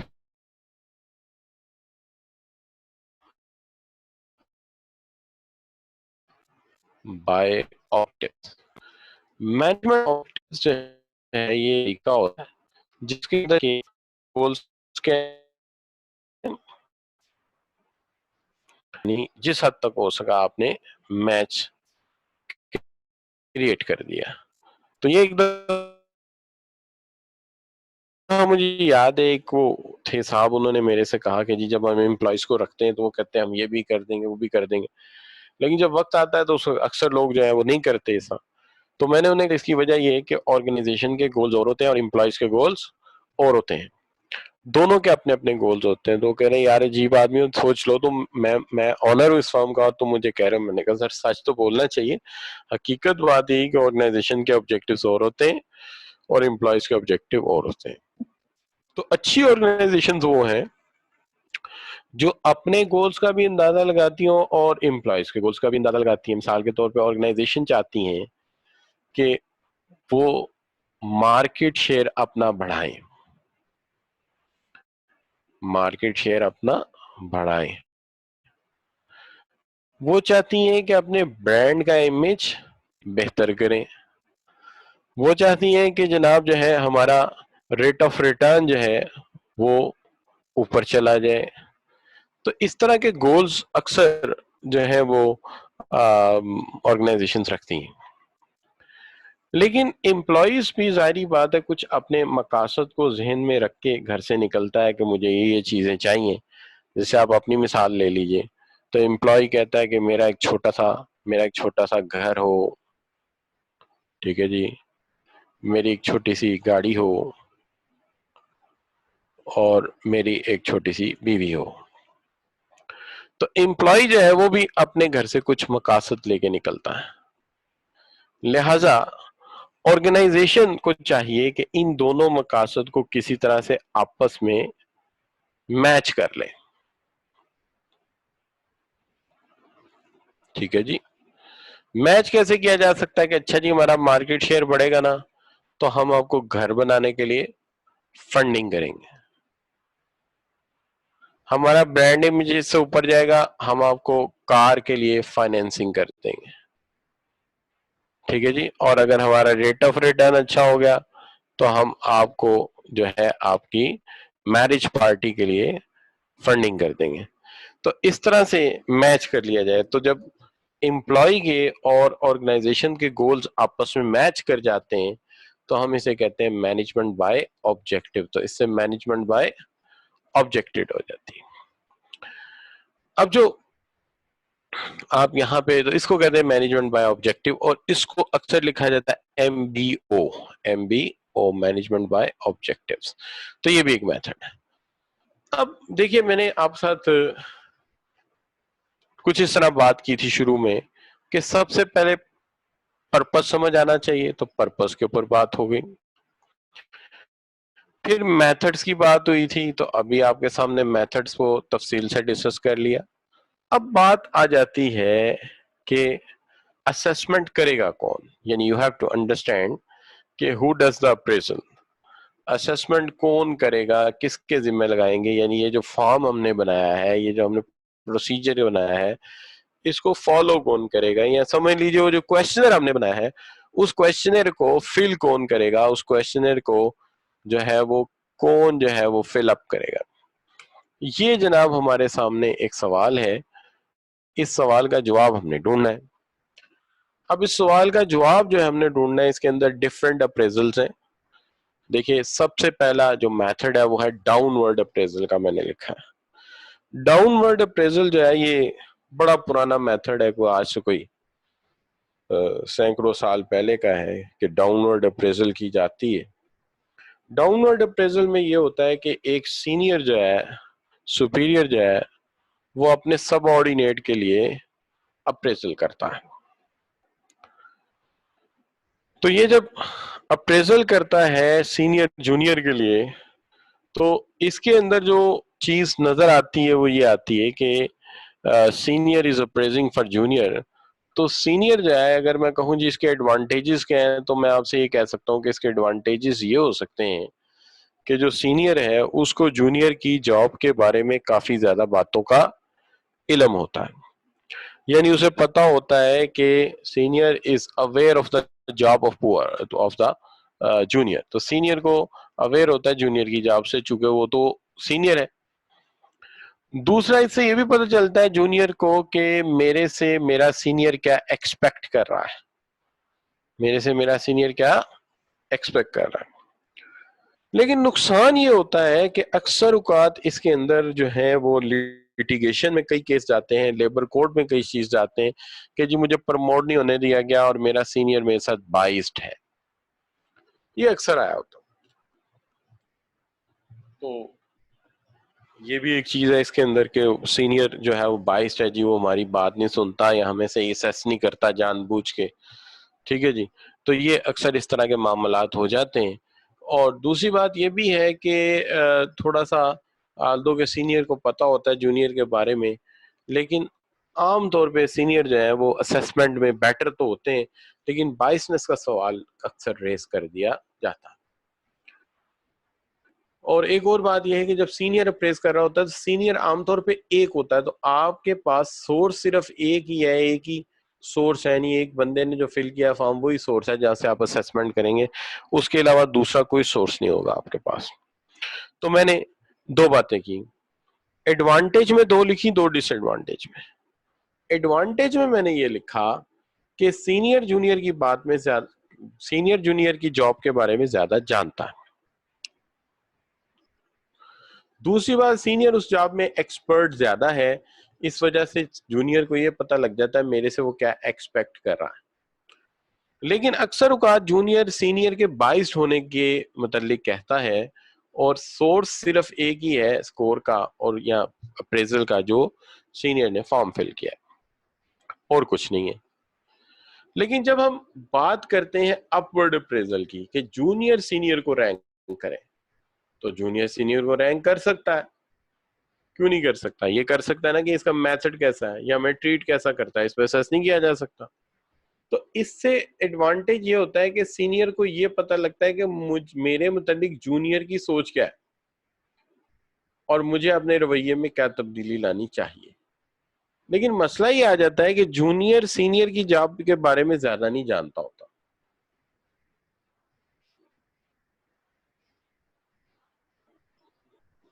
वैसे मुझे टीचिंग में इतने साल हो गए हैं, अगर आज भी मुझे कोई कहना कि एक डॉक्यूमेंट लिख दो जिसमें डायरेक्टर ऑफ लाहौर ICMAP जो है in institute of cost and management account की ड्यूटीज लिख दो, तो मैं नहीं लिख सकता। उसकी वजह ये है कि हमने कभी गौर ही नहीं किया कौन सी मीटिंग्स करनी पड़ती हैं, क्या करना पड़ता है। तो ये ठीक है, जूनियर की का बिहेवियर सीनियर को पता चलता है, सीनियर अपने आप को सुधारता है। लेकिन मसला ये है कि जूनियर जो है वो सीनियर के बारे में जानता ही कम होता है। और एक और बात भी है, जूनियर जब सीनियर के बारे में बात करता है उसके ज़हन में थोड़ा सा प्रेशर होता है। वो प्रेशर ये होता है कि अगर मैंने इसके खिलाफ बात की तो पता तो लग जाएगी, और पता लग गई तो ऐसा ना हो कि उससे मुझे कोई जो है वो कॉन्सिक्वेंसेस फेस करने पड़े, या इसके ऊपर मुझे जो है वो बड़ी कोई एंटागोनाइजिंग किस्म की सिचुएशन फेस करनी पड़ जाए। तो ये वो नहीं चाहेगा, इससे वो फिर ये एक मसला इसके अंदर आता है। तो हर एक में अंदर कोई ना कोई मसला आएगा। तो ये हो गया डाउनवर्ड, ये हो गया अपवर्ड। अब कौन सा रह गया जी? कोवर्कर। कोवर्कर की असेसमेंट या कोवर्कर अप्रेजल। कोवर्कर अप्रेजल में आप कोवर्कर से कहते हैं, कलीग से कहते हैं कि अपने कलीग की असेसमेंट करो। तो यहाँ पे एक फायदा तो ये होता है कि इनको आपस में जरा रिस्पॉन्सिबल हो जाते हैं कि यार एक दूसरे के साथ कोऑर्डिनेशन अच्छा करना है, क्योंकि कल को एक दूसरे से फीडबैक लिया जाना है। तो रिस्पॉन्सिबिलिटी का लेवल बढ़ जाता है और आपस में इनका कोऑर्डिनेशन भी बेटर होता है। लेकिन आप देखते हैं अक्सर के जो आपके को वर्कर होते हैं, ड्रॉबैक अगर आप देखते हो इसका, तो ड्रॉबैक ये है कि को वर्कर अक्सर औकात आपसे जेलसी फील कर रहे होते हैं, वो आपसे हसद कर रहे होते हैं, इसलिए वो जब भी बात करेंगे वो आपकी खामी बताएंगे, खूबी शायद ना बताएं। ये एक मसला आ जाएगा इसके अंदर। तो बहरहाल ये अपनी जगह प्रीवेल तो करती है कि को वर्कर की जो असेसमेंट है वो बहरहाल कराई जाती है, यूजुअली ये पार्ट है अप्रेजल का। उसके बाद आ जाता है मसला, एक आप बड़े हैरान होंगे कि एक तरीका कार है सेल्फ अप्रेजल, आप अपनी अप्रेजल खुद कर लो। तो आप कहेंगे सर ये कैसे हो सकता है? हाँ, इसमें ये होता है कि फॉर्म आपको थमा देते हैं, लो जी अपनी परफॉर्मेंस अप्रेजल का फॉर्म पकड़ो और खुद ही फिल करो। तो आप कहेंगे सर हर बंदा झूठ बोलेगा। नहीं बोल सकता, उसकी वजह है, मैं बताता हूँ क्या वजह। देखिए एक बात बल्कि इसमें ये होती है कि बंदा अप्रेजल अपनी कर रहा होता है, तो इसमें बाइसनेस का जो होता है ना जी कि मेरे साथ सीनियर बाइस्ड है, वो खत्म हो जाता है। वो खत्म क्यों हो जाता है? वो इसलिए खत्म हो जाता है कि जी सीनियर जून वो कह ही नहीं सकता कि बाइस्ड है, क्योंकि फॉर्म तो खुद फिल किया जनाब ने, तो कैसे कह सकते हो मेरे साथ बाइस्ड है? तो ये एक तो ये गिला शिकवा खत्म हो गया। दूसरी बात यह है कि अपने ड्रॉबैक्स या अपनी जो प्रॉब्लम्स हैं परफॉर्मेंस में खुद देखो, तो आपको खुद जो इंसान खुद गलती रियलाइज करता है कि मैंने ये गलती की है, वो कोई दूसरा बंदा रियलाइज नहीं करा सकता। लेकिन फिर भी वो आपके वाली बात भी है, इंसान सबसे ज्यादा धोखा किसको देता है? इंसान सबसे ज्यादा डिसीव अपने आप को खुद करता है। आप गौर फरमाइए, हम खुद अपने आप को सबसे ज्यादा डिसीव करते हैं। क्यों डिसीव करते हैं? उसकी वजह जानते हैं कि हम अपने आप को धोखे में रखते हैं। सबसे पहले तो देखिए, आप रोजाना शीशे के सामने खड़े होते हैं और शीशे के सामने खड़े होके आप कहते हैं वाह भाई सलीम, तू तो बड़ा खूबसूरत लग रहा है। हालांकि सब जानते होते हैं कि सूरत हाल क्या है, लेकिन आप खुद ही शीशे के सामने खड़े होकर खुद ही अपने आप को अप्रिशिएट कर रहे होते हैं, लो जी आप बड़े, मैं बड़ा खूबसूरत लग रहा हूँ। ठीक है, तो जैसे वलीद बेग है या जैनुल आबिदीन है, रोजाना शीशे के सामने खड़े होके, तलहा हफीज है, शेख उस्मान है, खड़े होके जरा शीशे के सामने अपनी तारीफ की, वाह जी वाह आज तो सुरमा लगा के बहुत ही प्यारा लग रहा है। तो इंसान अपने आप को सबसे ज्यादा धोखा देता है। इससे फैक्ट बात यह है कि वाकई अगर आपके हाथ में फॉर्म दे दिया जाए तो आप अपने आप को डट के डिसीव करेंगे, नो डाउट अबाउट इट। तो ह्यूमन बीइंग जो है वो एक दूसरे को डिसीव करते ही नहीं बल्कि अपने आप को भी डिसीव करते हैं, इसमें कोई शक की बात नहीं। बहरहाल लेकिन फिर भी वो फॉर्म फिल करते हैं और एक प्रेशर भी फील करते हैं कि अच्छा यार अब इसमें अगर गलत लिख दिया तो उसको भी फेस करना पड़ेगा। अब आपका वो जो सवाल है, जैसे कि एक बच्चे ने सवाल भेजा है कि सर ये बताएं कि जब वो अपने आप को खुद असेस कर रहा है तो वो तो गलत लिखेगा तो कौन पकड़ेगा उसको? वो तो हर 10 में से 10 नंबर लगाएगा। नहीं, ऐसा नहीं है। असल में इस सारी काम के बाद, इस सारे मामले के बाद फिर एक इंटरव्यू होता है। उस इंटरव्यू में ये जो फॉर्म फिल किया होता है ना आपने, वो परफॉर्मेंस अप्रेजल इंटरव्यू में फिर दोबारा चेक होता है, वो फिर देखा जाता है परफॉर्मेंस अप्रेजल में कि अच्छा जी आपने क्या फिल किया। हाँ, यस, सही कह रहे हैं कि सम टाइम लोग जो है वो एक फुलिश पैराडाइज में रह रहे होते हैं और बाज लोग जो हैं हाँ, किसी ने तो तारीफ करनी नहीं, खुद ही कर लो। ये सही कह रहा है, दानियाल कह रहा है कि जब कोई दूसरा तारीफ ना करे तो बंदा कहता चल यार अपनी तारीफ खुद ही कर लेते हैं। ये भी एक मसला, वाकई आप ठीक कह रहे हैं, ऐसा होता है कि बाज लोगों की तारीफ दूसरे नहीं करते तो वो कहते हैं यार दूसरों ने तो करनी ही, चलो खुद तो करो ना अपनी तारीफ। और तारीफ भी ऐसी कर दें कि अल्लाह माफ करे, मतलब कि वो ऐसी चीज है कि बाज का शीशा टूट जाता है सुन के तारीफ, ये छत की जो फॉल सीलिंग है वो गिर जाती है, ऐसी तैसी तारीफ करते हैं अपनी। अच्छा बच्चों, तो अब बात यह है कि इसके बाद एक इंटरव्यू होता है, तो फर्ज कीजिए आपने पंक्चुअलिटी में अपने 10 में से 10 नंबर लगा दिए कि जी मैं बड़ा पंक्चुअल हूं और मैं टाइम पे आता रहा हूं। आपने 10 में से 10 लगा दिए अपने पर्सनैलिटी के, ठीक है। अब जब इंटरव्यू होगा तो जो इंटरव्यूअर होगा, परफॉर्मेंस अप्रेजल इंटरव्यूअर, वो कहेगा जाओ जी जरा अटेंडेंस रजिस्टर तो लेके आओ। अटेंडेंस रजिस्टर डिजिटल है, उसकी कॉपी 2 मिनट में निकल आनी है। वो वर्किंग डेज के हिसाब से कमबख्त ने कैलकुलेट की होती है कि 256 या 255 वर्किंग डे थे, और साहब ऑन एवरेज 5 से 7 मिनट लेट आते रहे, यानी बाज दिन 15-20 मिनट लेट आए, एवरेज निकाली तो 5 से 7 बनती। तो फिर बॉस खुद ही कहेगा अच्छा भाई आप बताओ 10 में से 10, आप खुद ही कहेंगे नहीं सर 5 कर दें, तो आप खुद ही 5 करा लेंगे। इसी तरह फिर वो आपसे पूछेंगे जब पर्सनैलिटी में 10, फिर वो कंप्यूटर ऑन करेंगे और रोजाना आपके आने की पिक्चर तो कैमरा ले रहा है ना, और कैमरा नोट कर रहा है कि जनाब 255 डेज में से 100 डेज ऐसे हैं कि इन्होंने टाई लगाई है और बाकी दिनों में इन्होंने ड्रेस कोड फॉलो ही नहीं किया। अब बॉस फिर बोलेगा हाँ जी अब बताओ 155 दिन 155 days of the year you never wear the dress code, follow नहीं किया, अब क्या करें? तो फिर आप खुद ही कहेंगे सर इसके भी 5 में से 10 कर दें। इस तरह फायदा ये होगा सेल्फ अप्रेजल का कि आप कोर्ट में जाके ये नहीं कहेंगे मेरा बॉस मेरे साथ बाइस्ड था, चूंकि फॉर्म फिल आपसे करा के गलती करवा के फिर ठीक किया गया। मेरे साथ ऐसा होता है कि जब वो फॉर्म मुझे देते हैं मैं फिल करता हूँ, तो आप यकीन करें मेरे दिल ही नहीं करता किसी चीज में भी 10 लगाऊं। मैं कहता हूँ ऐसा ना हो कल को मेरा फॉल्ट निकले। मैंने हर एक में 7 7 7 7 लगाए होते हैं, तो फिर बॉस खुद कहते हैं कि छोड़ यार 7 नहीं बनते तेरे 8 या 9 बनते हैं, और बाद में तो वो 10 खुद कर देते हैं। फिर तो वो रिवर्स करते हैं तो वो सही रहता है, लेकिन ज्यादा को कम कर देते तो फिर जरा शर्मिंदगी होती, इसलिए मैं कम ही लगाता हूँ। तो ये बहुत सारी जगह पे सेल्फ अप्रेजल फॉर्म ही यूज होता है, ये सबसे बेस्ट टेक्निक है परफॉर्मेंस अप्रेजल की। अब आ जाते हैं आप जो तीसरा तरीका है, पांचवा तरीका है, वो है 360 डिग्री फीडबैक। बहुत आसान है, 2 मिनट में आपको समझ आ जाएगा।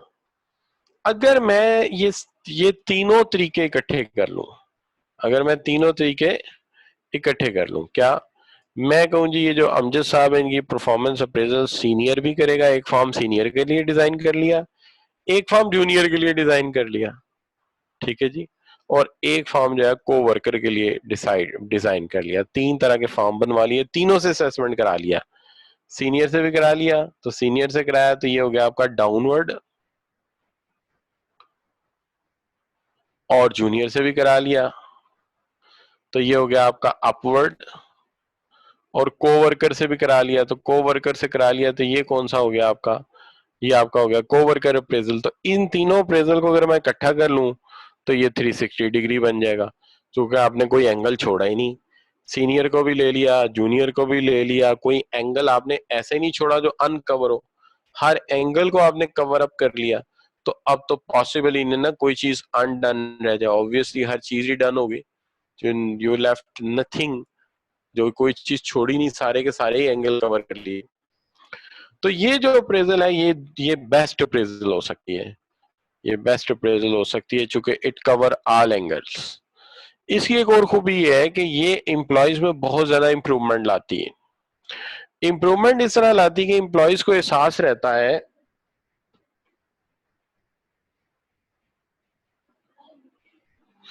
एम्प्लॉयज को एहसास रहता है कि जनाब जूनियर ने भी मेरी परफॉर्मेंस अप्रेजल करनी है, लिहाजा जूनियर से भी जरा अखलाक से बात करो, सीनियर ने अप्रेजल करनी लिहाजा सीनियर का भी काम वक्त पे करो, और को वर्कर से भी जरा कोऑर्डिनेशन में अच्छी तरह से रहो, कल को उसने भी मेरी परफॉर्मेंस अप्रेजल करनी है। तो आप जो है वो हर एंगल से केयर करते हैं, सीनियर की भी, जूनियर की भी, कोवर्कर की भी। तो ये 360 degree performance appraisal best appraisal है दुनिया में।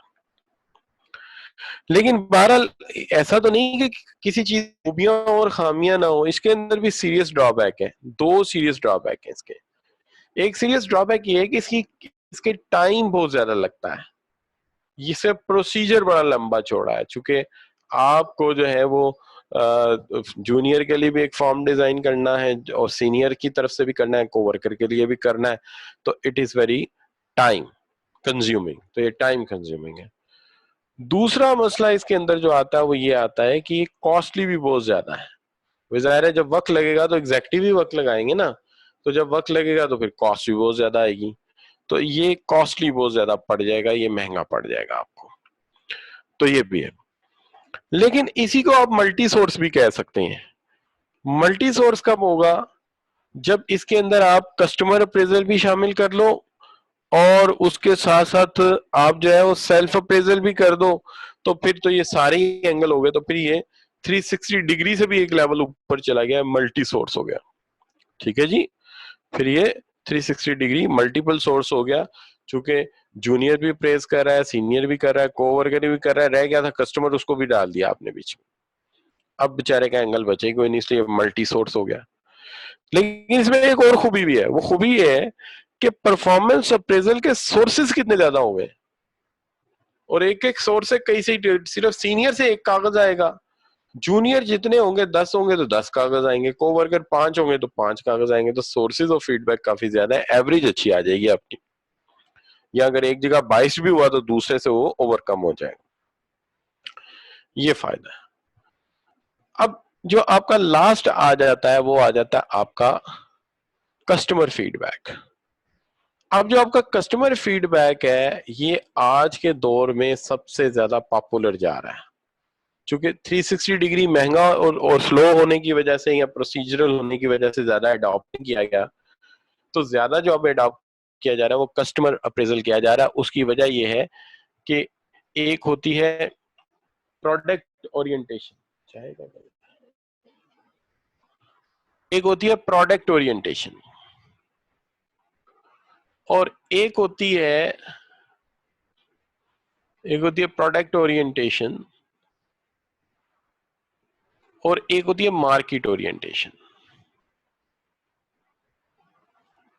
मार्केट ओरिएंटेशन, अच्छा, जो प्रोडक्ट ओरिएंटेशन होती है इसके अंदर फर्म एक प्रोडक्ट बनाती है और फिर उसको पॉपुलर बनाने की कोशिश करती है, कहते हैं ये स्ट्रेटेजी सबसे मुश्किल है, और अक्सर औकात ये स्ट्रेटेजी नाकाम हो जाती है कि आप अपने तौर पे प्रोडक्ट बना रहे हैं। मार्केट ओरिएंटेशन ये होती है कि कस्टमर को फोकस किया जाए और कस्टमर से पूछा जाए कि हुजूर आपको क्या चाहिए, जो कस्टमर साहब कहते जाए वो फीचर प्रोडक्ट में ऐड करते जाएं और उन फीचर्स को आप जो है वो बढ़ाते जाएं, तो आप जल्दी कामयाब हो जाएंगे, यानी आप जल्दी सक्सेसफुल हो जाएंगे अगर आप कस्टमर से पूछें कि आपको क्या चाहिए।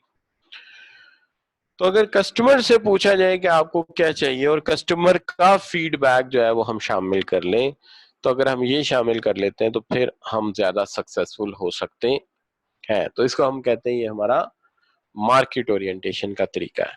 और मार्केट ओरिएंटेशन में कस्टमर साहब से चूंकि पूछना है आपने, तो जाहिर बात है कस्टमर फीडबैक लेना पड़ेगा आपको, तो इसलिए फिर कस्टमर अप्रेजल आज के दौर में सबसे पॉपुलर है, क्योंकि आज का जमाना मार्केटिंग और सर्विसेज का है।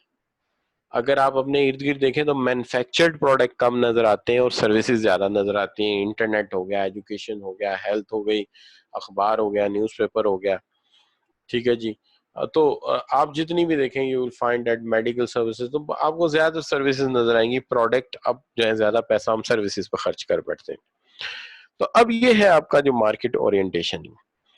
अब इसके अंदर जो मार्केट ओरिएंटेशन है इसके अंदर आप देखते हो कि कस्टमर अप्रेजल की जब आप बात करते हैं तो इसके अंदर सबसे बड़ा फायदा ये है कि ये मार्केट फोकस है, यानी इसका एडवांटेज ये है कि ये मार्केट फोकस्ड है, सारा मसला मार्केट फोकस्ड है।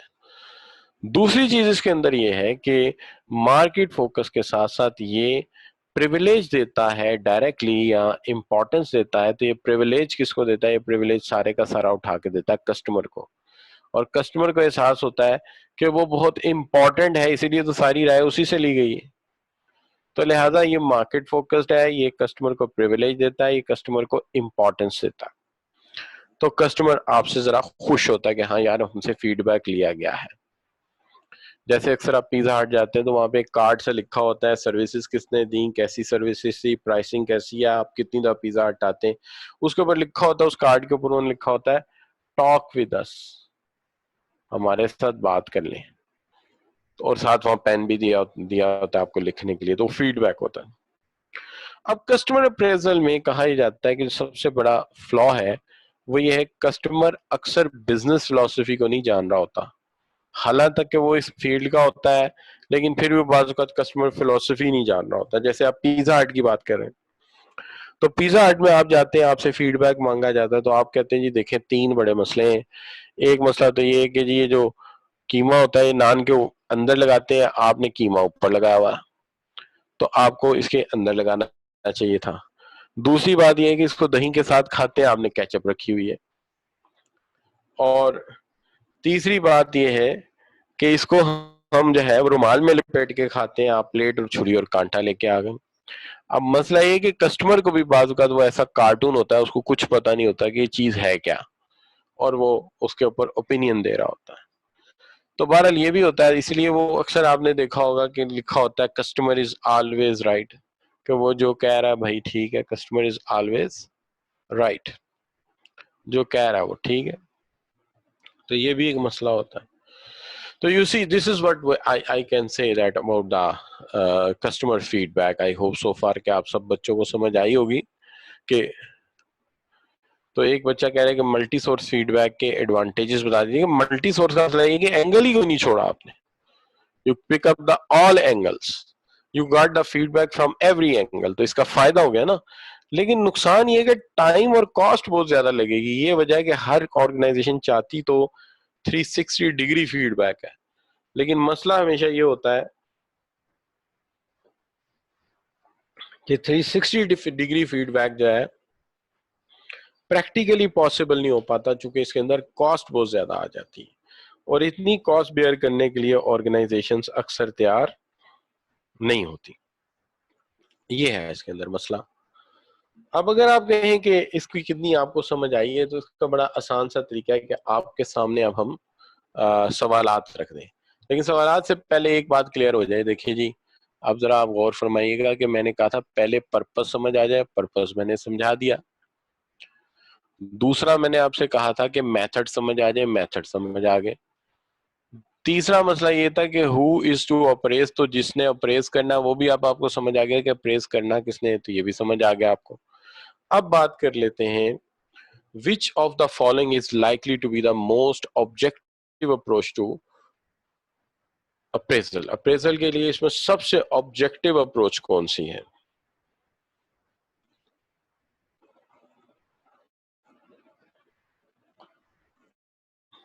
मेरे पास धड़ाधड़ जवाब आने शुरू हो गए, बड़ी स्पीड से जवाब आ रहे हैं। तो मेरे पास जो जवाब आए हैं उसके अंदर ज्यादातर जो जवाब मुझे नजर आ रहे हैं, 1 मिनट में अगर नीचे जाने दे स्ट्रीम को लेके प्लीज। तो मुझे जो जवाब आए हैं, तहरीन जुल्फकार का, जवाद का, आमना का, मियां अरसलान का, फवाद का, और इसके अलावा जो जवाब आया है वो आया है मेरे पास अली का, मोहम्मद जियान का, और इन सब बच्चों का जवाब मेरे पास आया है डी। और आमना सदाकत ए लिखी, मुझे नहीं पता, शायद गलती से प्रेस कर गई है। चूंकि देखिए सबसे जो ऑब्जेक्टिव तरीका है वो ये है कि सीनियर भी प्रेस कर दे, जूनियर भी प्रेस कर दे, कोवर्कर भी कर दे, तो कोई एंगल बचेगा नहीं, हर एंगल से प्रेस हो जाएगा, इसलिए ऑब्जेक्टिव मेथड है। ठीक है, सेल्फ अप्रेजल अच्छा है, लेकिन सेल्फ अप्रेजल में सिर्फ एक ही एडवांटेज है कि लिटिगेशन में मामला नहीं जाते, बाद में लेबर कोर्ट में नहीं जाते, चूंकि आपके सारे के सारे मामला वहीं रिजॉल्व होना शुरू हो जाते। अब इसके बाद नहीं, मोस्टली बच्चों ने आंसर सही दिया है, डी आंसर दिया है, तो सारे बच्चे इंटेलिजेंट हैं माशाल्लाह। कोई एक आध बच्चा बीच में से इंटेलिजेंट अभी नहीं है, हो जाएगा, मेरे साथ रहेंगे तो हो ही जाएंगे।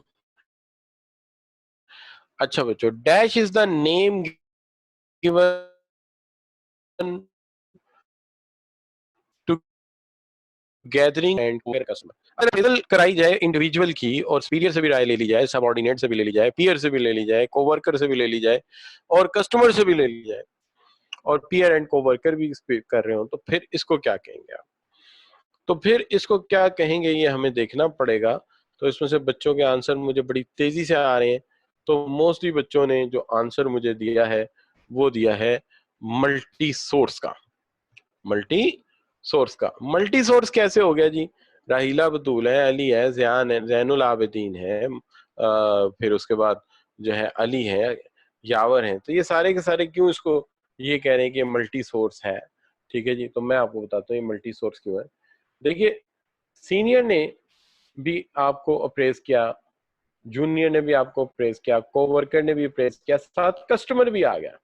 तो जब कस्टमर भी आ गया तो फिर 360 डिग्री से भी ऊपर मामला चला गया ना।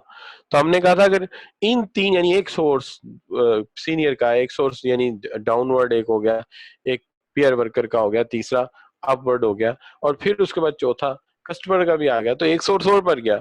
तो जब एक सोर्स और बढ़ गया तो फिर आप इसको मल्टी सोर्स फीडबैक का नाम दे सकते हैं। तो ये हो गया बच्चों। तो मोस्टली बच्चों का जवाब बिल्कुल ठीक आया है। बच्चे फिर मैं कहूंगा कि इंटेलिजेंट नहीं, सॉरी, इंटेलिजेंट हो गए हैं और बड़े अच्छे जवाब देने लग गए हैं। और हाँ, ये जवाब यहाँ देने हैं, लेकिन ऐसा नहीं कि माँ बाप को जवाब देने शुरू कर दें, तो फिर वो कहेंगे देखो जी बच्चों की जुबान लंबी हो गई है। यहाँ जुबान लंबी होने में कोई खर्चा नहीं है, खर्च नहीं है, लेकिन आमतौर पर पेरेंट्स के सामने बात करने में बच्चों की जुबान लंबी नहीं होनी चाहिए। अब यहाँ पे एक बात आ जाती है, और वो ये आ जाती है कि देखिए, सबसे पहली बात तो ये कि अब आपका फॉर्म फिल हो गया है परफॉर्मेंस अप्रेजल का, लेकिन अब परफॉर्मेंस अप्रेजल इंटरव्यू लेने जा रहे हैं। फोर्थ स्टेप था हमारा, ठीक है जी। इस फोर्थ स्टेप में सबसे पहली बात ये है कि हमें इसकी अप्रोच डिसाइड करनी चाहिए कि हमारी इंटरव्यू लेने की अप्रोच क्या होगी। परफॉर्मेंस अप्रेजल इंटरव्यू, ये performance appraisal interview tough interview नहीं होता। इस इंटरव्यू में आपके सामने चाय या कॉफी का कप भी पड़ा होता है, एक सीनियर भी बैठा होता है या टीम बैठी होती है, गपशप हो रही होती है और आपको खुल के बोलने की इजाजत दी जाती है। इसके अंदर अब प्रिपेयर कौन करेगा? सबसे पहला सवाल तो ये, प्रिपेयर कौन करेगा इंटरव्यू के लिए? अप्रोच बाद में कर लेता हूँ, आल्दो के अप्रोच पहले है, जिसमें प्रॉब्लम सॉल्विंग है, टेल एंड सेल है, टेल एंड लिसन है, ये बाद में बता देता हूँ। लेकिन पहले मैं आपसे ये पूछना चाहूंगा कि ये प्रिपेयर कौन करेगा, इंटरव्यूअर या इंटरव्यूई? कौन प्रिपेयर करेगा? दो ऑप्शन है आपके पास, इंटरव्यूअर या इंटरव्यूई, कौन प्रिपेयर करेगा जी?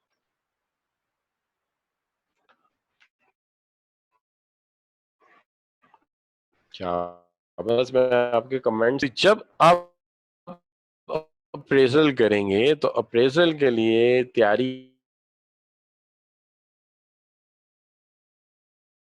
एक बच्चे ने कहा कि इंटरव्यूअर करेगा, दूसरा बच्चा भी कह रहा है इंटरव्यूअर करेगा, और तीसरा बच्चा भी यही कह रहा है कि ये तैयारी इंटरव्यूअर करेगा। तो देखिए, इंटरव्यूअर क्यों तैयारी करेगा? सीधी बात है कि यहाँ पे कोई जॉब लेने के लिए इंटरव्यू थोड़ी हो रहा है जो इंटरव्यू की तैयारी करे। इंटरव्यूअर को तैयार होना है, क्यों कि वो इंटरव्यू लेने जा रहे हैं, तो पहले कुछ चीजों को देख ले। क्या देख ले जी? सबसे पहली बात तो ये कि वो जॉब डिस्क्रिप्शन देख ले।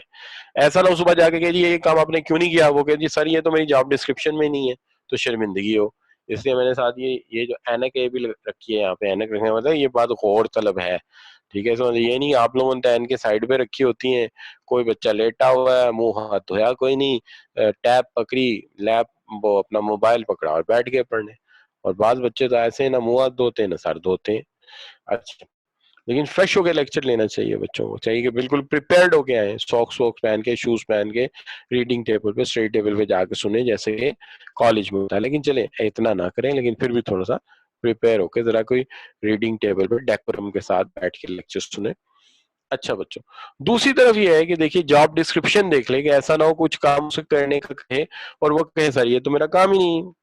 दूसरा काम यह है कि statement of performance such as rating sheet जो है वो कम से कम वो देख ले, जो रेटिंग शीट आपने फिल की है या किसी भी अप्रेजल ने फॉर्म फिल किया है, उसको भी जरा एक दफा नजर दौड़ा ले किसके ऊपर क्या है। और फिर उसके बाद ये है कि रिकॉर्ड द बुक, हाईलाइट करे पॉइंट ऑफ व्यू, और हाईलाइट्स करे good and bad points, good और बैड पॉइंट्स तो जरा हाईलाइट कर ले, चूंकि उन पर बात करनी है। कमेंट्स भी ले ले, क्लाइंट से कमेंट्स ले ले, कस्टमर से ले ले, बाकी लोगों से ले ले, ताकि उसे सही तरह जूतियां नहीं, सॉरी, ताकि उसे सही तरह समझा सके कि तुम्हारी ये गलतियां हैं, इसको ठीक करो। तो कस्टमर क्लाइंट वगैरह से वो राय ले ले। उसके बाद ये है कि अगर सेल्फ असेसमेंट फॉर्म है तो उसको एक दफा लाजमी देख ले, क्योंकि सेल्फ असेसमेंट में अक्सर ये होता है कि एम्प्लॉय ने चूंकि खुद फिल किया होता है तो वो इसलिए क्या करता है कि वो खुद से दोनों ही प्रिपेयर नहीं कर लें। अच्छा, दोनों कर लें तो अच्छी बात है, लेकिन आम तौर पे इंटरव्यू को प्रिपेयर नहीं करना पड़ता, चूंकि वो तो सारा साल काम ही यही कर रहा होता है।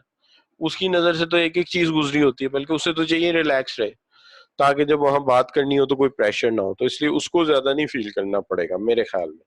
तो अब ये आ गया जी सेल्फ असेसमेंट के, वो सेल्फ असेसमेंट फॉर्म को भी देख ले, क्योंकि उसके अंदर अक्सर जो है लोगों ने अपने आप को ओवर रेट किया होता है, तो अगर ओवर रेट किया होता है जरा चेक कर ले। फिर उसके बाद ये आ जाता है बच्चों, तो ये तैयारी है कौन करेगा जी, ये करेगा इंटरव्यूअर आमतौर पे करते हैं ये चीजें सारी। देखें ना, अगर आप कहेंगे इंटरव्यू को भी देखनी है तो बताइए इंटरव्यू को अपनी जॉब डिस्क्रिप्शन देखने की क्या जरूरत है, वो तो सारा साल काम करता है। उसने जो फॉर्म फिल किया उसने खुद किया, उसे देखने की क्या जरूरत है, ठीक है। और कस्टमर और कोवर्कर उनसे राय वो तो ले ही नहीं सकता, जाहिर राय तो वही लेगा, इसने इंटरव्यू लेना है। अब आ गया मसला कि इस इंटरव्यू की अप्रोच क्या हो सकती है। अप्रोच एक जहनी कैफियत है कि इस इंटरव्यू को जब आप कंडक्ट करने जा रहे हैं तो आप किस तरह से इसको मैनेज करेंगे। देखिए, एक मैनेज करने का तरीकाकार ये है कि जब आप उससे इंटरव्यू करेंगे तो आप टेल एंड सेल अप्रोच लगाएंगे। टेल एंड सेल अप्रोच बड़ी सिंपल सी अप्रोच है। इसके अंदर ये होता है कि जो जो अप्रेज करने वाले होते हैं वो आके अप्रेजी को उसके ड्रॉबैक बताते हैं सिंपली, कि भाई ये तुम्हारे ड्रॉबैक है, इन ड्रॉबैक्स को कवर करने के लिए तुम्हें ये चीजें जो है ये एक्टिविटीज करनी होंगी, तुम्हें इस तरह से चलना होगा बस।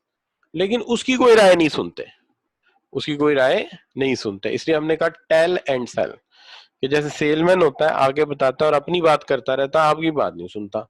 तो ये तरीका है टेल एंड सेल, आपको बताया कि आपके ड्रॉबैक्स क्या हैं और आप इन्हें किसे ओवरकम करोगे, बस बात खत्म। हमने कह दिया ये गलतियां ये ठीक किस तरह से होंगी, बस बात खत्म। अगर इस तरह का अप्रेजल का तरीका है तो इसको ये सबसे बुरा तरीका है, इसको इंटरव्यू लेने का, इसको कहते हैं टेल एंड सेल। ये कोई अच्छा तरीका नहीं है, ये बहुत ही बुरा तरीका है। लेकिन टेल एंड लिसन अच्छा है। टेल एंड लिसन में ये है कि पहले आपको आपके ड्रॉबैक्स बताए कि आपके ये ड्रॉबैक्स नजर आ रहे हैं हमें, फिर उसके बाद आपसे सजेशंस मांगी, या आपसे सजेशन जोड़िए, आपसे कमेंट्स मांगे कि ऐसा क्यों है, और फिर आपके कमेंट्स और सजेशन को मिला के इन चीजों को कैसे रिमूव करना है, इन चीजों में कैसे ओवरकम करना है, वो तरीका फाइंड आउट कर दिया। तो इसके अंदर चूंकि आपको बोलने का मौका दिया गया, कमेंट्स देने का, इसलिए हम इसको टेल एंड लिसन कहते हैं।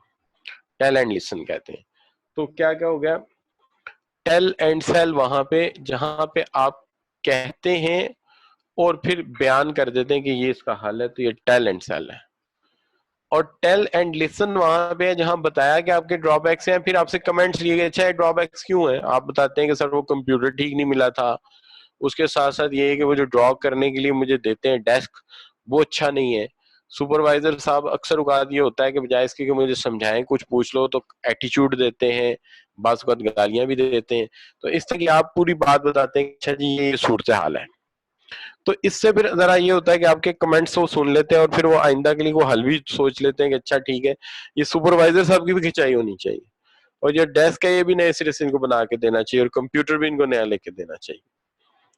लेकिन एक तरीका कार ये होता है कि ना हम कहेंगे ना सुनेंगे, ऐसा कि हम प्रॉब्लम्स भी इकट्ठे ही बैठ के निकालेंगे और हम इसका हल भी इकट्ठे ही निकालेंगे। तो जो अप्रेजल और अप्रेजी है वो टेबल के दाएं बाएं नहीं बैठते, बल्कि दोनों टेबल के एक तरफ कुर्सी रख के बैठ जाते हैं, लाइक ए क्लीक।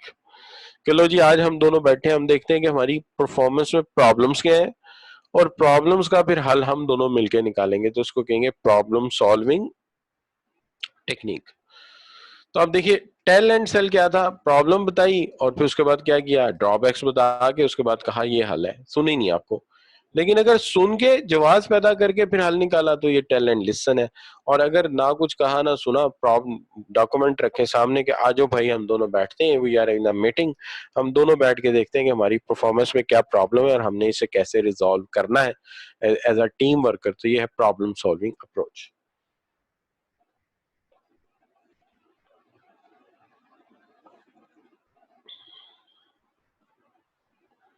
अब ये जो प्रॉब्लम सॉल्विंग अप्रोच है ये तो सबसे बेस्ट अप्रोच है, लेकिन कम से कम टेल एंड लिसन तक तो जाना चाहिए।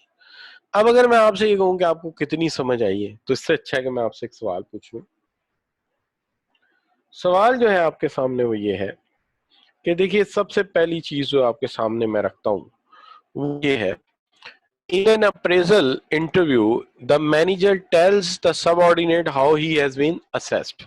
मैनेजर उसे बताता है कि तुमने असेस किया कैसे गया है, गुड एंड बैड, क्या अच्छा है क्या बुरा है, and then give him chance to put question. फिर उसे चांस देता है कि तुम जो है वो जो है सवाल का यानी सवाल करो, suggest improvements, explain shortcomings and identify problem. तो ऐसा जो अप्रोच है हम इसको क्या कहेंगे? तो आप लोगों के जवाब आने शुरू हो गए हैं, तो मैं जरा जवाब देखता हूँ क्या जवाब आए हैं मेरे पास, लेट मी सी। तो जो जवाब आया पास मेरे पास वो आए हैं, ज्यादातर जो बच्चे हैं उन्होंने बी भेजा है जवाब, जिसका मतलब है टेल एंड लिसन, पहले कहा गया और फिर बात सुनी गई। सना जवेद टेल कह रही हैं, शेख उस्मान, फरवा अकरम, आमना सदाकत, उसके बाद अनिका खलील, और फिर जो है रहीला बतूल, जैनुल आबिदीन और मोहम्मद ज़ियान।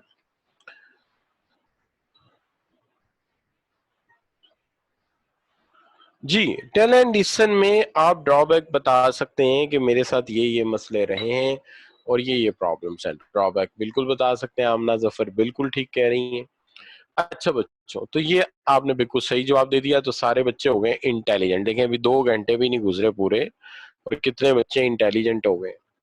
तो मेरी कंपनी में रहेंगे ना आप, तो आप इंशाल्लाह क्वालिफाई भी कर जाएंगे और इंटेलिजेंट भी हो जाएंगे। अच्छा बच्चों, Hans is an employee having an appraisal with his manager Ali. Ali informed Hans that his performance has been poor throughout the year, giving a number of incidents and scenarios to back up her statement. तो his statement तो होता ही है कि वो बुलाते हैं और बुलाकर कहते हैं कि तुम्हारी सारा साल परफॉर्मेंस अच्छी नहीं रही, और इसके लिए वो कुछ इंसिडेंट भी नोट डाउन करते हैं और कुछ सिनेरियो भी पेश करते हैं। और शी कंक्लूड, बल्कि ही कंक्लूड होना चाहिए, he conclude that he needs additional training during the following year in order to improve performance. तो वो कंक्लूड ये कर देंगे तुम्हें आइंदा के लिए ना ट्रेनिंग की जरूरत है, तो ट्रेनिंग करो। तो अब कौन सा फिलोसफी फॉलो हो रही है ये जरा हम देख लेते हैं, बच्चों के क्या कमेंट्स आते हैं। तो इस दफा जो ज्यादा बच्चों के कमेंट्स आए हैं वो टेल एंड सेल आए हैं। आमना ने टेल एंड सेल लिख के भेजा है। फरवा अकरम ये कह रही हैं, जवाद बुखारी भी है, सना जावेद भी है, और उसके बाद जो है वो जवाद बुखारी और राहील, और इसके बाद फिर कॉन्टिन्यूसली बच्चों की ओपिनियन आती जा रही है। मोहम्मद ज़ियान है, जैनुल आबिदीन है, अली है। तो इन्होंने जो है ऑप्शन ए लिया, बिल्कुल सही है, चूंकि उसे तो बोलने का मौका ही नहीं दिया, खुद ही बात करके खुद ही सारे मामलात को कह के खुद ही कह दिया कि इस तरह से होगा।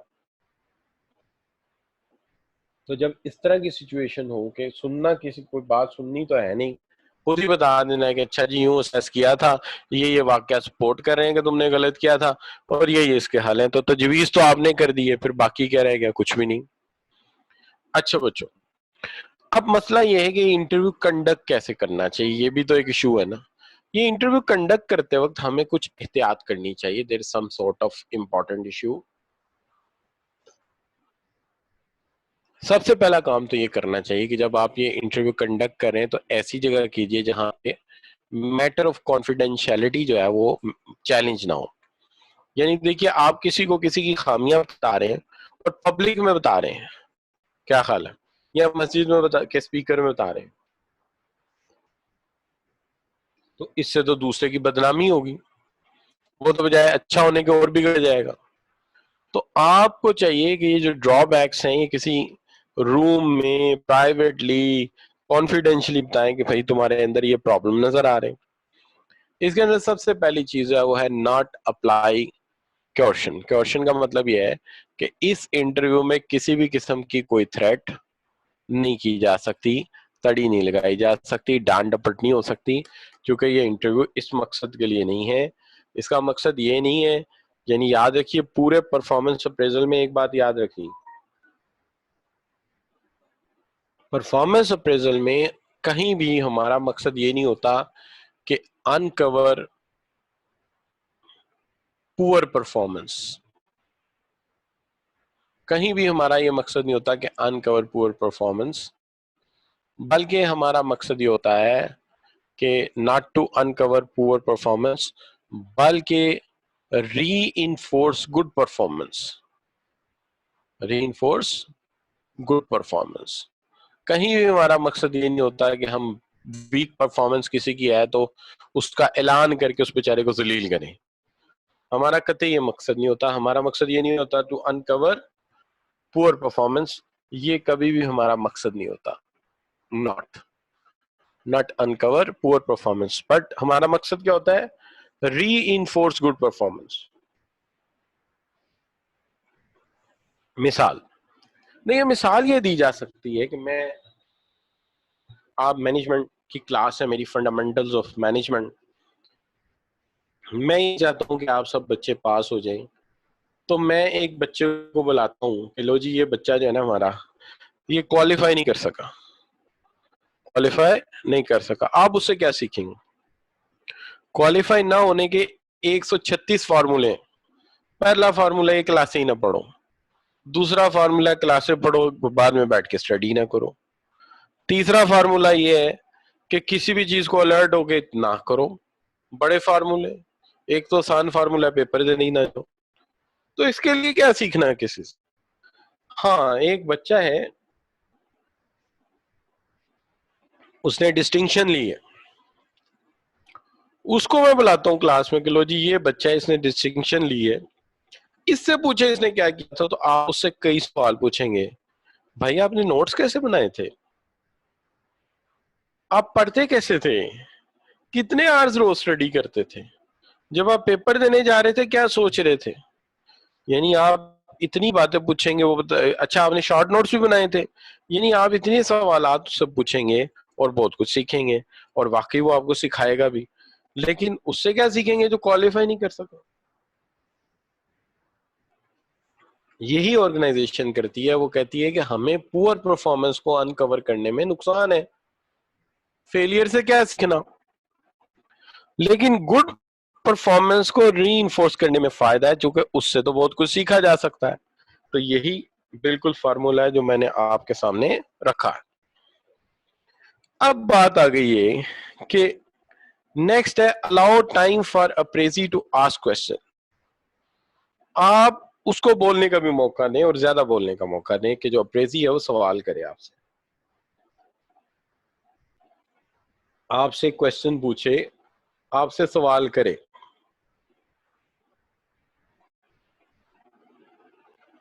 नहीं, पुअर परफॉर्मेंस नहीं सिखा सकती जवाद, आप जो मर्जी कह लें, पुअर परफॉर्मेंस से नहीं सीखा जाता। उसकी वजह ये कि पुअर परफॉर्मेंस देने के तो फार्मूले बड़े हैं। क्या हाल है, वो कहते हैं ना, मैं एक वो इकोनॉमिक्स के टीचर थे, तो एक दिन मैं पढ़ा रहा था,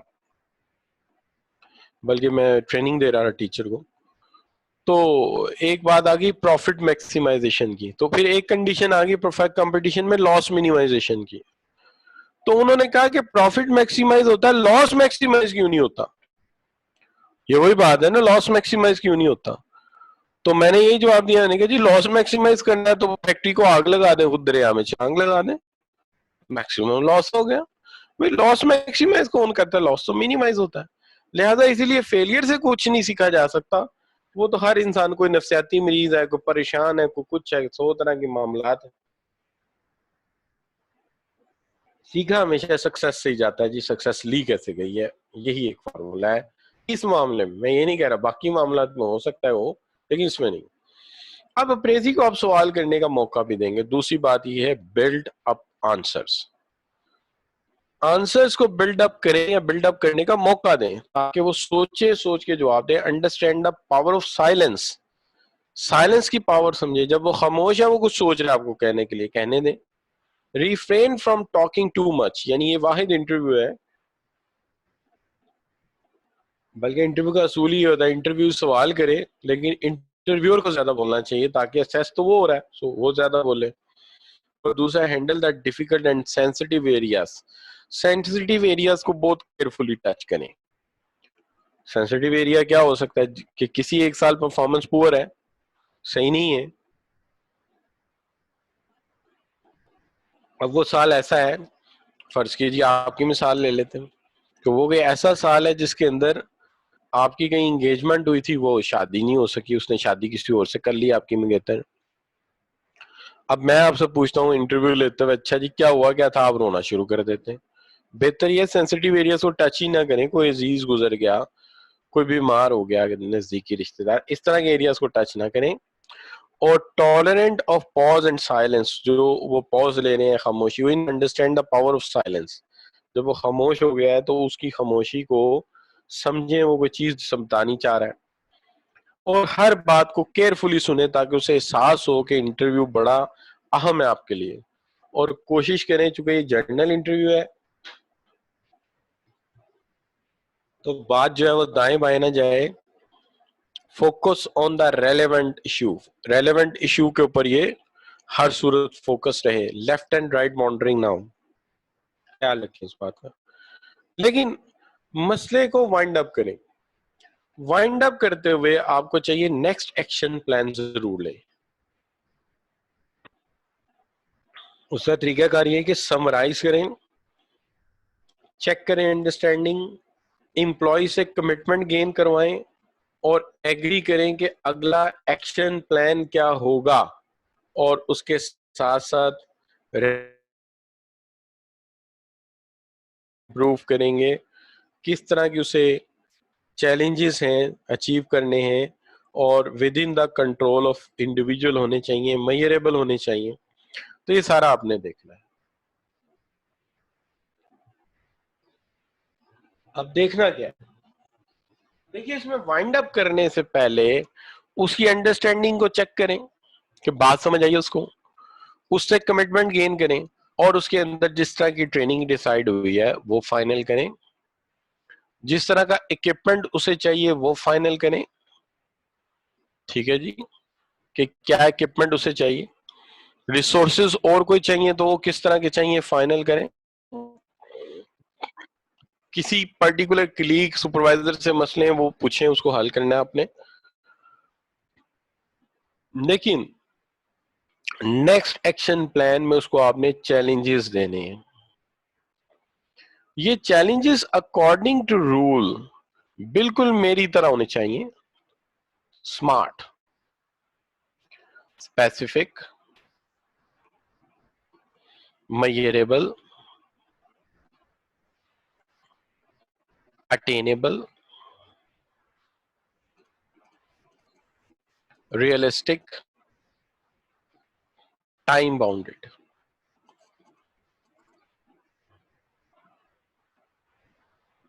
क्या मतलब भाई, जो गोल सेट कर रहे हो उसके साथ स्पेसिफिक होने चाहिए ना, एक एक एक पर्टिकुलर चीज पे फोकस्ड होने चाहिए।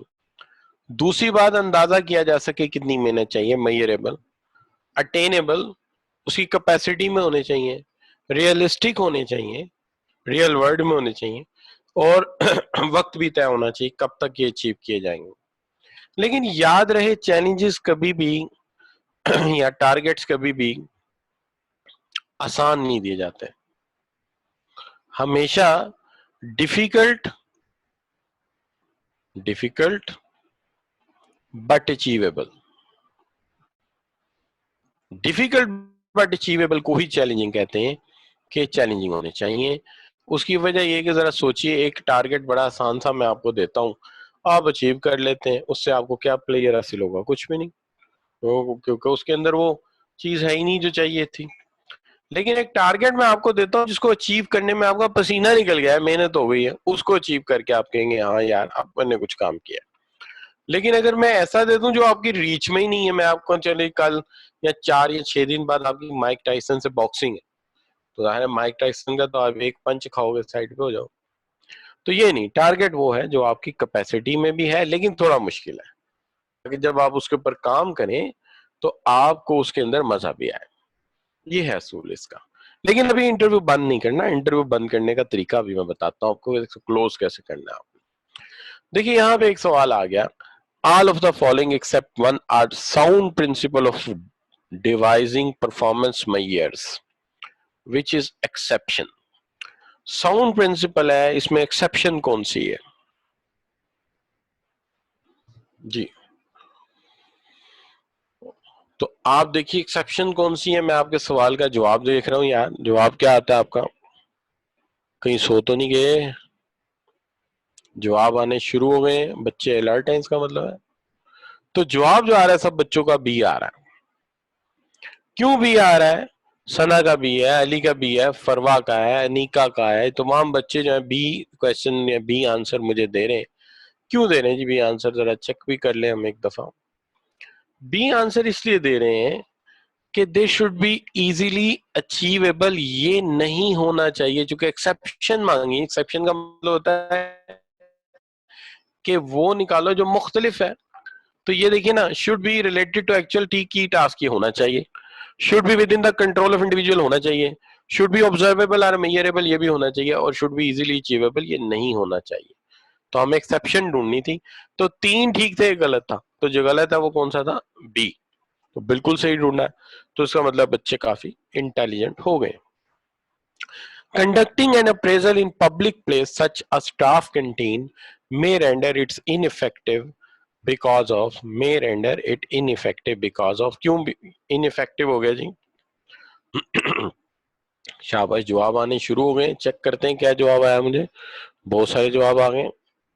तो बच्चों ने जो जवाब भेजा है, ऑप्शन लिया है बी, आमना सदाकत ने, मियां अरसलान ने, फरवा ने, मंसूर अंसारी ने, आमना जफर ने, Anika Khalil, Jawad Bukhari, Mohammad Haris Iftikhar, Mohammad Tahreem Zulfiqar, Raheela Batool, Sana Javed, Zainul Abideen, Mohammad Ziyan, and these are the students, they picked the B option. B option, that is the problem of confidentiality. जब कैंटीन में हो रहा है तो हमने कहा था किसी की खामियां लोगों के सामने बयान नहीं की जाती, भाई लोगों के सामने बयान करेंगे तो उसकी इज्जत नफ्स पे हर जाएगा, और जब उसकी सेल्फ रिस्पेक्ट हर्ट होगी तो फिर तो सारा मामला ही खराब हो गया ना जी। तो इसलिए हमने कहा था कि ये ठीक नहीं होगा, तो हमने कहा कि सेल्फ रिस्पेक्ट उसकी नहीं जानी चाहिए। अब मसला ये आ जाता है कि जी इसमें बैरियर्स क्या हैं? बैरियर्स ये हैं कि बाज लोग इसको सीरियस नहीं लेते, जो एम्प्लॉइज हैं वो कहते हैं ये जजमेंट है, यानी जो आपका दिल चाहता है जज कर लेते हो। कुछ कहते हैं ये सिर्फ एक चैट है, गपशप है, साल बाद एक कॉफी का कप 6 माह बाद हुआ, बस ठीक है। ये एक अनफिनिश बिजनेस है जो कभी ना कभी खत्म हुआ ना खत्म होना है। और बाज लोग कहते हैं कि ये तो एक प्रोसीजर है और प्रोसीजरल वर्क है, एचआर का ये होता रहता है, ये रूटीन मैटर है। अगर इस तरह की राय दी जाएगी तो इसका मतलब है आप इसको सीरियस ले ही नहीं रहे, और जब आप सीरियस नहीं ले रहे तो अल्टीमेटली इससे कोई मसला हल होने वाला नहीं, बल्कि इससे कोई मसला प्रॉब्लमेटिक हो जाएगा कि आप अपनी खामियों को कभी ओवरकम नहीं कर सकेंगे। एक्सपर्ट्स कहते हैं कि अगर आप चाहते हो कि ये मसला बेटर हो जाए, ये बैरियर्स ना आए, तो वो ये कहते हैं कि इसका हल क्या है, लेकिन वो कहते हैं कि इसका हल जो है बाद में देखते हैं। Which of the following is not a barrier, जो आप पढ़ के हैं उसके मुताबिक जरा बता दीजिए कि इसमें से कौन सा ऐसा जो बैरियर नहीं है। जी शाबाश बच्चों। तो बच्चों के जवाब आने शुरू हो गए धड़ाधड़, देखते हैं क्या जवाब है। फरवा का सी है, आमना सदाकत, रहीला बतूल भी सी दे रही हैं, नहीं रहीला बतूल ने ए ले लिया, हारिस इफ्तिखार सी, ज़ियान सी। तो ये बच्चे सी ऑप्शन क्यों ले रहे हैं? इसलिए ले रहे हैं कि appraisal is seen as opportunity to raise work place problems and issues. तो ये तो जेन्युइन बात हो गई ना जी, कि आप कह रहे हैं कि वर्क प्लेस इश्यूज जो हैं वो इससे हल होते हैं। बैरियर तो तब था कि आप इसकी खामियां निकालते, बैरियर तो तब था कि आप इसकी खामियां निकालते हैं या आप इसको निगलेक्ट करते हैं। मिसाल के तौर पे appraisal is seen as a way of wrapping up unfinished business, तो ये बैरियर है, आप उसके ऊपर इल्जाम लगा रहे हैं। ये एक ह्यूमन रिसोर्स प्रोसीजर है, आप इल्जाम लगा रहे हैं। ये एक एनुअल लिमिट है, आप इल्जाम लगा रहे हैं। ये तो बड़ी पॉजिटिव स्टेटमेंट है क्या, कि appraisal is seen as an opportunity to raise work place problem, के जो ये बेसिकली अप्रेजल है ये तो वर्क प्लेस प्रॉब्लम को रिजॉल्व करती है, इश्यूज को रिजॉल्व करती है। तो ये प्रॉब्लम नहीं बल्कि ये तो उस प्रॉब्लम का सोल्यूशन है, अगर कोई ऐसे सोचे तो। इससे बी सी को हमने निकाल दिया, और ए बी और डी प्रॉब्लम है। और हमें जो चीज गलत करेंगे ना बच्चे, वो नॉट को फोकस नहीं करते। आप याद रखें, आपको आपका मल्टीपल चॉइस पेपर आना है, आप जहां नॉट हो उसको खास फोकस किया करें कि यहाँ हमें वो ऑप्शन चुननी है जो रिवर्स्ड ऑप्शन है, उलट ऑप्शन है। क्लियर बच्चों? अब यहाँ पे इसको ओवरकम कैसे करोगे आप? जाहिर है इसको ओवरकम करने का भी तो कोई तरीका होगा। तो ये जो ओवरकम करने का तरीका है, ये ऑब्वियसली अब यहाँ पे हम जो देखते हैं कि इसका हल क्या आप निकाल सकते हैं। तो मेरे हाल में इसका हल आज निकालना अब मुमकिन नहीं है, क्योंकि पीछे हमारे पास 4-5 मिनट रहेंगे और बड़ा डिटेल टॉपिक है। तो इसको हम इंशाल्लाह कल को 15-20 मिनट कल के लेक्चर के या आधा घंटा पहले देख के इसको वाइंड अप कर देंगे। तो यहाँ पे हम आज का लेक्चर सम अप कर लेते हैं, लेकिन सम अप करते हुए हम आप लोगों से कमेंट्स मांग लेते हैं कि आप बच्चे थोड़ा कमेंट्स दे दें कि आज का लेक्चर आपके लिए कैसा रहा। क्योंकि शुरू में 5 बच्चे छुट्टियां करके आए हुए हैं, तो वो तो मेरे से ये पूछ रहे थे कि क्या हमें समझ भी आएगा कि नहीं आएगा। तो देखते हैं क्या हमें जवाब मिलता है आपकी तरफ से। तो लेट मी सी जी, कमेंट्स आने शुरू हो गए। तो देखिए सबसे पहला कमेंट्स है जी, इनक्रेडिबल, मार्वेलस, गुड। अरसलान ने दिए 110%। जबरदस्त कहा हारिस ने। अनीका ने ऑल गुड कहा। मकसूद ने excellent, excellent, outstanding, yes sir, got it, please repeat next section plan, informational and obviously outstanding. अब जो आप कह रहे हैं ना नेक्स्ट एक्शन प्लान, तो नेक्स्ट एक्शन प्लान में हम उससे तय करते हैं कि आप हमारे साथ ये तय कीजिए। मैं बस वाइंड अप कर रहा हूँ, एक बच्चे का सवाल है सिर्फ। तो नेक्स्ट एक्शन प्लान में हम ये कहते हैं कि देखिए बात ये है कि आपको किस तरह की ट्रेनिंग की जरूरत है, वो हम अरेंज करेंगे। आपको किस तरह के इक्विपमेंट की जरूरत है, वो हम अरेंज करेंगे। उसके बाद आपको क्या किस किस्म के स्टेप्स लेने हैं और किस तरह के आपको रिसोर्सेस चाहिए, ये हम उसके साथ तय करते हैं। और तो फिर हमारा ये जो है काम शुरू हो जाता है। तो ये है नेक्स्ट एक्शन प्लान। तो आई होप कि नेक्स्ट एक्शन प्लान आपको समझ आया होगा कि हमें क्या करना होता है। क्यों बच्चों? तो what you can say, syllabus remaining 40% से कम, थोड़ा 38% कह ले जी। तो अब ठीक हो गया नेक्स्ट एक्शन प्लान जिस बच्चे ने पूछा था। ठीक है, तो ठीक है बच्चों, फीडबैक आ गया है कि ये ठीक है, समझ आ गया है। तो ठीक है, फिर आज का लेक्चर हम वाइंड अप करते हैं और इंशाल्लाह कल आपसे मुलाकात होगी 2:30 पे। जो बच्चे रेगुलर हैं, अगर रेगुलर रहेंगे तो फिर तो आप क्वालिफाई अभी भी कर सकते हैं, कोई ज्यादा वक्त नहीं गुजरा।